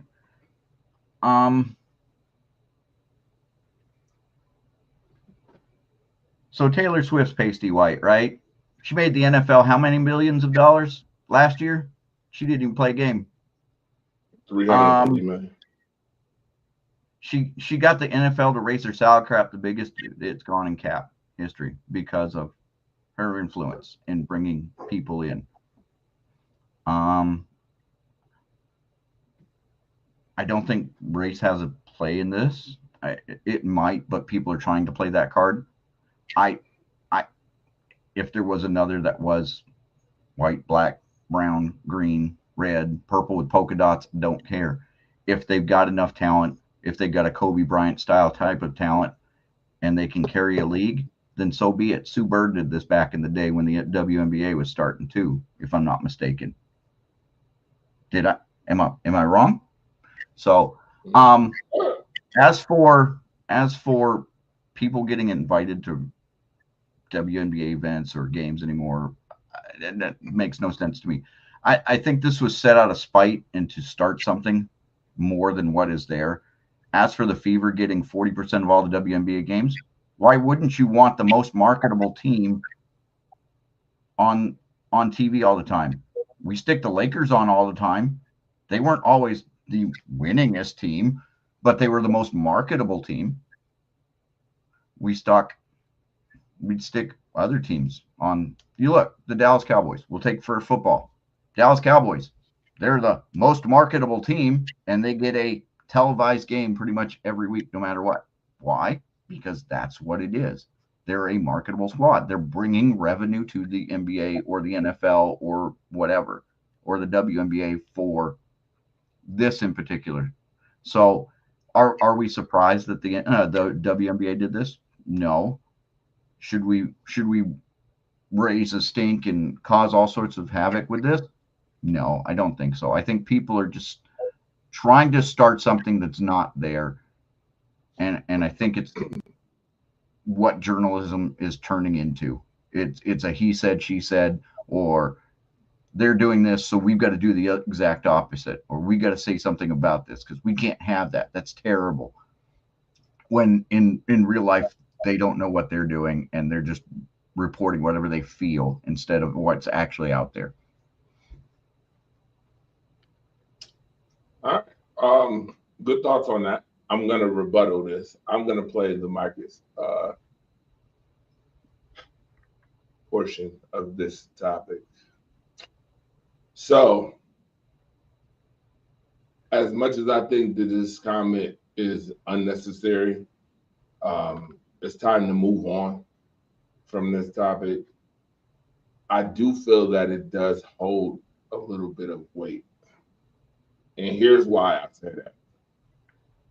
First of all, number one, I don't care how we want to slice this up as far as it concerns. Let's just put the marbles on the table. Caitlin Clark, because that's the reason why the Fever is the reason why the Fever are getting 40% of these WNBA games. But let's be honest and get to the root of it. The root is that Caitlin Clark is not the reason. She's the catalyst behind the reason. Caitlin Clark is the catalyst to a brand of people or a certain specific demographic of people who were not supporting the WNBA before. But because you had the Magic and Bird-like battle between two players, is the reason why all of a sudden all of these folks now want to watch the WNBA. And here's why I say that. Because of the reason that you mentioned Sue Bird, because of the Diana Taurasi's, because of the Breanna Stewarts, who are obviously better players. Anescu before Caitlin Clark. Anescu came in and saved part of the league for 3 years before. Correct. The Sabrina Inescus of the world, who obviously have accomplished more and been and have more accomplished careers. You're not telling me, you're not giving me the excuse because Caitlin Clark was able to shoot 30 from 30 in a conference that is considered weak. Let's be clear. I just watched Iowa today get their boot smoked by Oklahoma, by the way. Yep. You're not telling me because of the Stephen Curry-esque shooting ability that's why you started watching. That's bullshit. When she went right into the WNBA and that just wasn't the case. She is the catalyst to a demographic in which they saw her as a savior-like. I don't want to use the term, but if I'm standing on business, great white hope, like savior-like depiction of her, and they ran with it. That's why they watch. It's not because of her. It's because of the Batman versus Joker like battle there is. Batman is nobody. But when you have that demographic where you're fighting, when you've got the hero that you're trying to portray, but the villain is willing to not even participate, that's the concern. The villain is willing to walk away, sit, do nothing because of said superhero getting, and I don't appreciate that either. And see, this is where where. But who do you feel is the villain in this? The villain is Angel Reese because she is putting her face out there in the media and she's trying to keep going. Yes. She's trying to draw something up, and I understand why she's doing it, and I get that. Angel Reese has literally taken on the bad girl persona. She told y'all, literally public. She's trying to go the Dennis Rodman route. She's trying to be political. She's trying to be flamboyant. She's trying to do these things that are out there. Oh, I'm not going to play if I don't get these things, or we'll sit if we don't get this, or we'll sit if we don't get that. Cool, then sit. Right, but I think the issue is that Angel Reese, and there's a lot of people who feel the same way Angel Reese does, is that Angel Reese didn't get enough credit for being a part of that. And absolutely, I don't disagree with you on that one. I love that point. I love that. I feel like this was last year's conversation. So to continue to keep bringing it up, okay, we get it now. We understand that there was, and for all. But here's the question: do you know who won the WNBA last year? Yes, I do. I do too. I do. Right. I know it. It's New York. It's the New York Liberty. Why? Because we already have somebody who's taken that role in Ionescu, who played with Sue Bird on her squad and her roster, and she's also got other players who do that. Yeah. But most people don't even know who won the title last year because they're more worried about Caitlin Clark and Angel Reese, and that's all they see in the news. And that's the concern. This is what the problem is. Is it's not that the WNBA has a political problem. It's a marketing problem. The WNBA has a marketing issue where they don't understand how to market the talent they've got to the point where they could get the things that they need. Okay, well, I think the one part. Let me rebut that real quick. I promise you. So I totally agree. It's the same reason why ESPN constantly talks about LeBron James and the Lakers, but there's teams like the Cleveland Cavaliers who are top of the league right now, and they don't get the same, and they're not getting the same publicity. I totally get that. That's the same thing to me. At the same token, I do feel like as much as the women's game is not where it needs to be yet, but there is great progression. I will tell you that All-Star game that they did, the women's All-Star game, way better than the men's All-Star game by far. By far. The college game, to me, even in college, women's basketball and men's basketball, if I asked you right now to name 5 players from the men's side of basketball right now who have notoriety, you couldn't tell me 5 players outside of Cooper Flag. You couldn't tell me. I can tell you 10 female players who's got notoriety right now, and that's where the balances of power is starting to shift. I think the women's game is starting to become more interesting, all because of this Magic and Bird-like situation between Angel Reese and the Caitlin Clark. And I feel like one side feels like they were slighted on the attention and the other got more. And then there's the disingenuous, well, we didn't support the league until this person because now this rival. But go ahead, Marcus. I just think that with the NBA, with the WNBA, their main issue is you're competing against established products. Okay. And when are you actually going to play your games? Because we got the big three. We have the big three in the United States. And that's why you see some of these women going and playing overseas, because there's not as much competition for views. Look, there's only you can only view so much sports. So from September until February, the first week of February, that's the NFL. And then during that time, the NFL and the NBA intersect with each other. You know, you got the NHL Christmas starts. games. NHL begins somewhere You got mid-November. you got But now got three NFL, sports.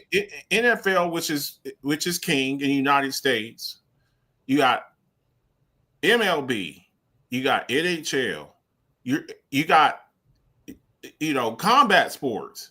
you got You UFC. have golf, you have NASCAR, you have two. You got That's what everybody's got something you're, for them, and that's what you're competing against. So you're competing head to head with the big three in the United States, which you're not having to compete with like Brittany Griner. She got arrested in Russia. She's playing basketball. You're playing basketball in Russia because there's nothing else over to watch over there. But in the United States, I don't think that the WNBA will ever be at that level like that because you're competing against the big three. And you got some other, like I said, you got, UFC, you got MLB, NBA, NFL, and NFL is like half the year. So I just think it's really tough. And then you're threatening to strike. I think that would be the most damaging thing that you could ever do. Baseball has hurt itself from having multiple strikes over the last few years. They're still in a recovery mode.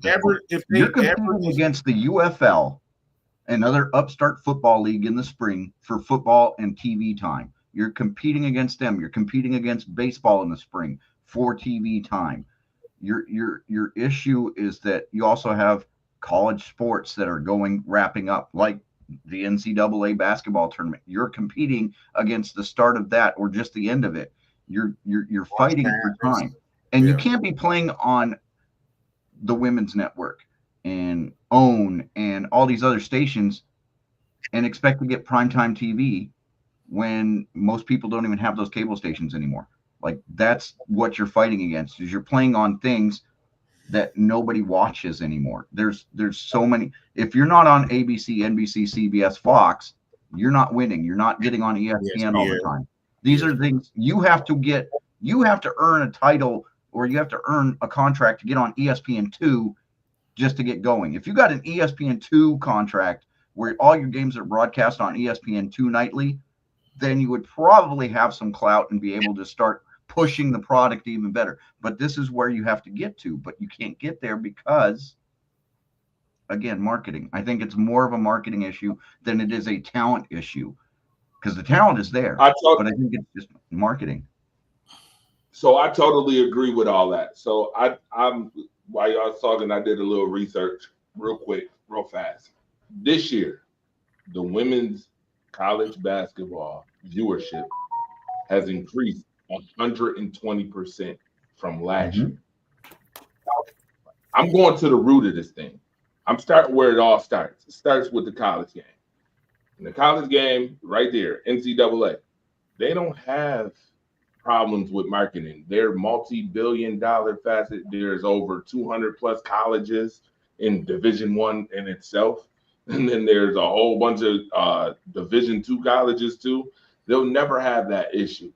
My thing is that the WNBA is not progressed enough for some reason that the NCAA doesn't even market them, which is kind of weird to me, because your root is coming from the NCAA as a basketball connoisseur. So it starts with your commissioner. It starts with your commissioner in the WNBA, and that's where the issue lies. I think that's where it lies. I think that's where she does an injustice to the WNBA.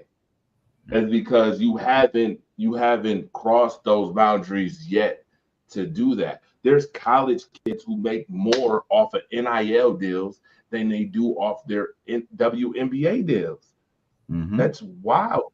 You understand what I'm saying? You understand what I'm saying, Marcus? Yeah. But you got to give people what they want. The thing is, right, and it changes. It changes too. Right now, Caitlin Clark is the hot thing. That's what it is. That's what it is. Juju comes in, Juju might be that new person. And that's what I'm saying. Look, there's always that new it girl. 2 years ago, and that's in every sport. Every year you get some new person come in. 2 years ago was CJ Stroud, and this year is Jaden Daniels, and next year it'll be, maybe it's Cam Ward. Every year, in every sport, you have people that come along and she's just the it thing right now. And then you have to ride that gravy train as long as it's going. Right now, Caitlin Clark is the hot thing in the WNBA. Why is she getting all this attention? Because people watch. And that's what they want. You got to give the customer what they want. Let's say the customer's always right. Yep. So that's just what it is. We've been on for 2 hours already. Marcus, I got a question. Oh, no. Marcus, do not do that hockey. I do that hockey. Sir, that would be a question for me. And I'll answer that one too. About the Sabres, right? And if you do, why does it take 14? Joey Hatch, I'm so glad you asked this question. I'm gonna tell you exactly why. It's because the culture takes too long to make the changes that they need to years before.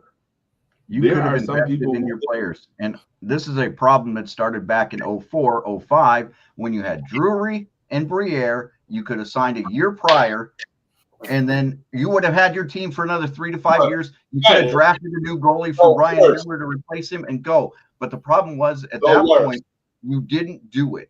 And then when you sold the team and you gave it to Pegula, and Pegula saw an in to buy the football team at the same time, he knows that football is more profitable. He let the hockey team go. Now, I'm not going to. I'm going to give this a caveat. Hold on. There was a caveat to this. If Kim Pegula did not have the issues medically that she had, I think there could have been a chance that Terry would have done what he needed to do. But Terry got too deep when Kim had to step away from football operations, and he had to do both. And he can't balance both because that's not what he was. He was a hockey guy, loved hockey, but he couldn't do it when he had football and hockey to deal with. His wife ran the football operations. She did a phenomenal job. She did a lot of outsourcing and a lot of things for that team to get them where they needed to go. When she went down with her medical episode, that was the big issue. And now that he's let the hockey team fall behind, he's now trying to play catch up and figure out how to fix it, but it's far too gone at this point. He's going to have to do something, but we think it'll be a sell the team type move in order to fix it. That's it. It's the same difference with the Cincinnati Bengals are going through in football. If you don't pay people on time, and when they're in their prime and when they're in their window, it just makes things bad. Then you start pissing people off, and they're like, "I'm getting up out of here." Lost Jack Eichel. I'll tell you, you didn't want to pay him. You didn't want to trust him. You didn't want to do the things. I'll tell you for a fact, I've never seen Terry Pegula at one Sabres game, and I've been covering the Sabres since 2018. Number two, secondly, Terry Pegula is an oil frackler. He is not a sports fanatic. Let's not even give him the sports fanatic acumen. He's not a sports fanatic at all. I have never seen him at a Bills game ever. I've seen Kim. Me and Pat Freeman literally talked to Kim on the field. Oh yeah. I've never seen Terry once, and I've been covering them 8 years. Again, the Sabres, as far as the Sabres is concerned, the bad deals that you know what? The Sabres those moves in 04, 05 might go down as some of the worst moves that's ever been done in hockey history, because that franchise has never been since. One go to Philly and one went to Boston. Then when you lost Miller time, when you lost Ryan Miller, who's arguably the second best goaltender you've ever had, behind Drury, behind the Dominator. Behind the Dominator, you lost. And then Briere, Drury. You went and signed Eichel to that stupid deal that was crazy, and then he got up out of there. He got up out of there. And you I got talked to the Peanut Razor. when you traded him to Vegas, and Vegas got a ring shortly thereafter getting him. Like, Well, guess what? He's not the only person that's left the Sabres and did that. Moltar did it. Who just left the Sabres last year? Reinhardt left the Sabres, won in Florida. Poso left one the went Sabres. down to Dallas and got a ring. One went down to the Dallas Stars and got a ring the year they won a couple years back. Yep. Like, it's just a consider. It's like what Buffalo used to do, passing on running backs and going, hey, well, we'll send Marshawn Lynch off to Seattle. We'll send Willis McGahee off to this. We'll send Fred Jack. And all of a sudden they're getting success, rings, Super Bowls, chances, titles. And then they all It's win the same Super thing. Bowls. Yeah, It's the the same Sabres thing. probably. I'm telling you this right now because I will be You at the game. you had the rugby player though, Christian Wade. Why would you need those guys for though? Yeah, Christian Wade. He's picking at me right now. Christian Wade, the rugby player who's never played American football in his life. He was going to come in and save the franchise. Well, at that point, that's all they had for running backs. So, what was his name? Duke Thomas, Duke Johnson, the wide receiver from the CFL. From the CFL was going to come in and be y'all's number one receiver because he dominated in the CFL. He was going to come and be the number one receiver for the Buffalo Bills. Straight garbage. Now, I will be at the game tomorrow night against Ottawa. If the Sabres lose tomorrow, you can guarantee Lindy Ruff is. First of all, not only are they eliminated from playoff contention, but Lindy Ruff will get a fire starters course of questions tomorrow. And he will get. I look forward to seeing that interview. I'm used to seeing 3-4 questions a night. You will get the fire starter special tomorrow if they lose tomorrow. Getting it. Question number 1. I'll give you a sneak preview on the questions he's getting. Question number 1. Hey, Lindy, I know you're coming back 13 years from the last time you came here. You're the last person to get this team to the playoffs. But I need to know, what's been the most frustrating part about coaching this team this year? I need to know. The discipline and the lack of I need to know. Lack of function and motivations. Part about coaching this year. Number 2, what do you see as the biggest issue with this team that needs to be fixed? And I guarantee you, watch this. That question number 2, that drop question, watch. He's going to give up something tomorrow. If they get eliminated tomorrow, he's going to give up something. I'm telling you. Oh, he will, because that's what he is. He's good at that. You going to cook him up? You going to cook him up real good? You going to cook him up real good? But see, the problem is when they got eliminated back in 07, before he left in 07, he did the same thing. He got asked questions like that, and he was brutally honest. And a few weeks later, he was let go. But he was brutally honest about what does this team need to do? Well, they need to get some fucking heart, and they need some this, and they need some that. And he was brutal on the mic. He let them have it. So, I wouldn't be surprised if they get eliminated. It's funny that Joey has just put this up. I promise you, listen, all Dylan respect Cousins, to everybody. Yeah. Everybody who supports me and what I do as far as covering the Buffalo Sabres, I appreciate it. Because guess who asked about Dylan Cousins 2 weeks ago in a presser, and then not even the next week was Dylan Cousins traded? Me. Yep. Hello. The guy who said, yeah, Dylan Cousins is a -16 this season. How do you feel about his development and what he's doing for the team right now? And surely, guess what? You know what Lindy said? Lindy said he's been playing good. My question is, why did he get traded? I'm telling you, I think it's a cap number because his number was going to be stupid next year because his deal was up. But you can restructure those deals. My thing is, I don't think Lindy and Kevin Adams are on the same page, and I think that some of that might come out tomorrow. If they lose tomorrow, Adams will be on his way out the door. I think Adams is going to get some walk. Reinhardt left. O'Reilly left. Yes. All won Stanley Cup championships. Kevin Adams is your general manager is your issue. When you've had 4 coaches and you've had different players, and this year the Sabres went and got like 6-7 different players onto the roster this year, and you still get the same result, who is that? I'm not blaming the players or coaches no more. You know who I'm blaming? I'm blaming The upper your management GM for and your the scouting. trashy positions and roster construction. That is on. Hold on. What's the phrase you like using, Marcus Betts? Go ahead and use it. Dereliction of duty. Dereliction of duty. And that's what I think Kevin Adams has done, especially with that press conference when he came out and said, well, we don't live with palm trees and why? No, he went AWOL years ago. To embarrass himself and say that. Bro, you're from here. You're from here. You're supposed to be trying to get people here. He's golfing in Tahiti already in his mind. He's been golfing in Tahiti for 3 weeks now. I'm telling you, the whole team. Y'all be asking me why such a why. What do I always tell you, Will, about recruiting people? What do I always tell you? Yeah, people like palm trees, warm weather, and lots of free money. Hey, you have several things you're working. Fantastic. You have several things working against you. I know when you're from Buffalo and you live in Buffalo, you think highly of Buffalo, but people who aren't from Buffalo, who don't like the cold, who don't like being in blizzards, hey, it's what I tell y'all about that could be it too. Like that could very well be it. I told y'all about that too. Marcus, you remember the show.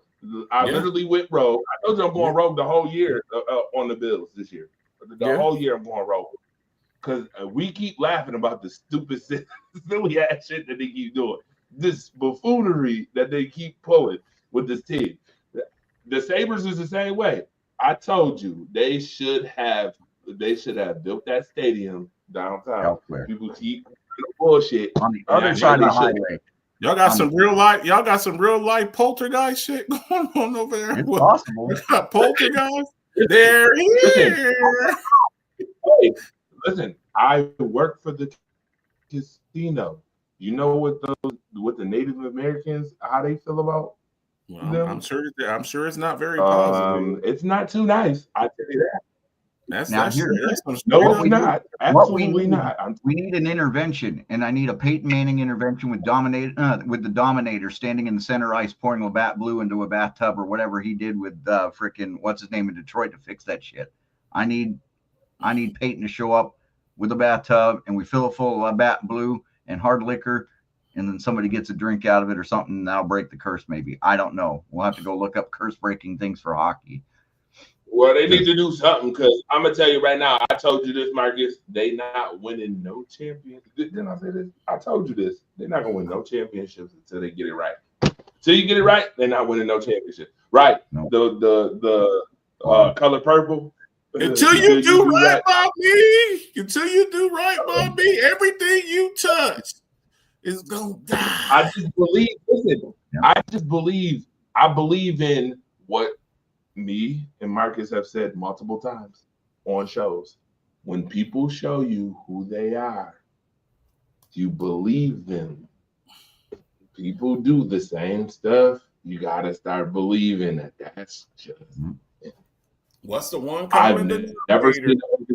Tell me an organization who had. Tell me another city franchise who has had multiple double-digit droughts in playoffs.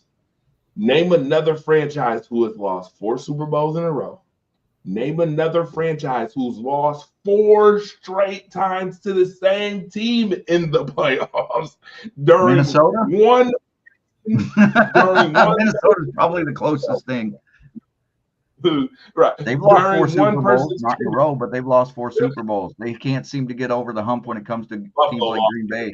Buffalo lost in a row. This is craziness. Yep. That 4 in a row, bro. That you've never seen that. And I just believe now that is never going to change until they get it right. Until they do what they're supposed to do. Yes, they just signed him to a $900,000 deal too. Bryson, I got that alert this morning from them before it even came out. That they signed him to a deal too. Again, Buffalo is too young. They don't have veteran play. Then you get rid of Dylan Cousins, and now he's in Ottawa. He'll be here tomorrow, by the way.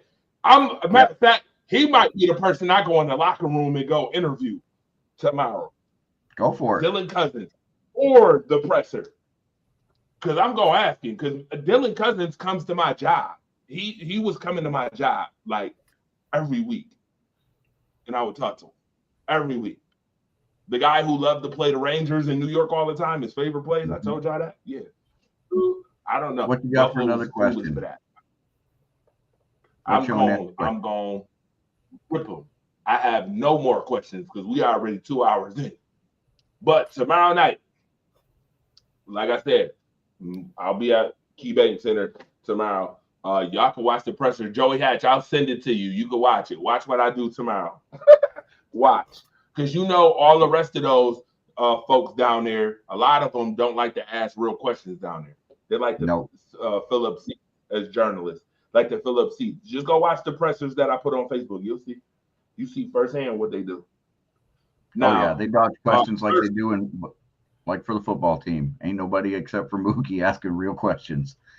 Thank you. Again, Marcus. When I tell you they hate when me and Mookie get together at an event, they hate when they see me and Mookie together.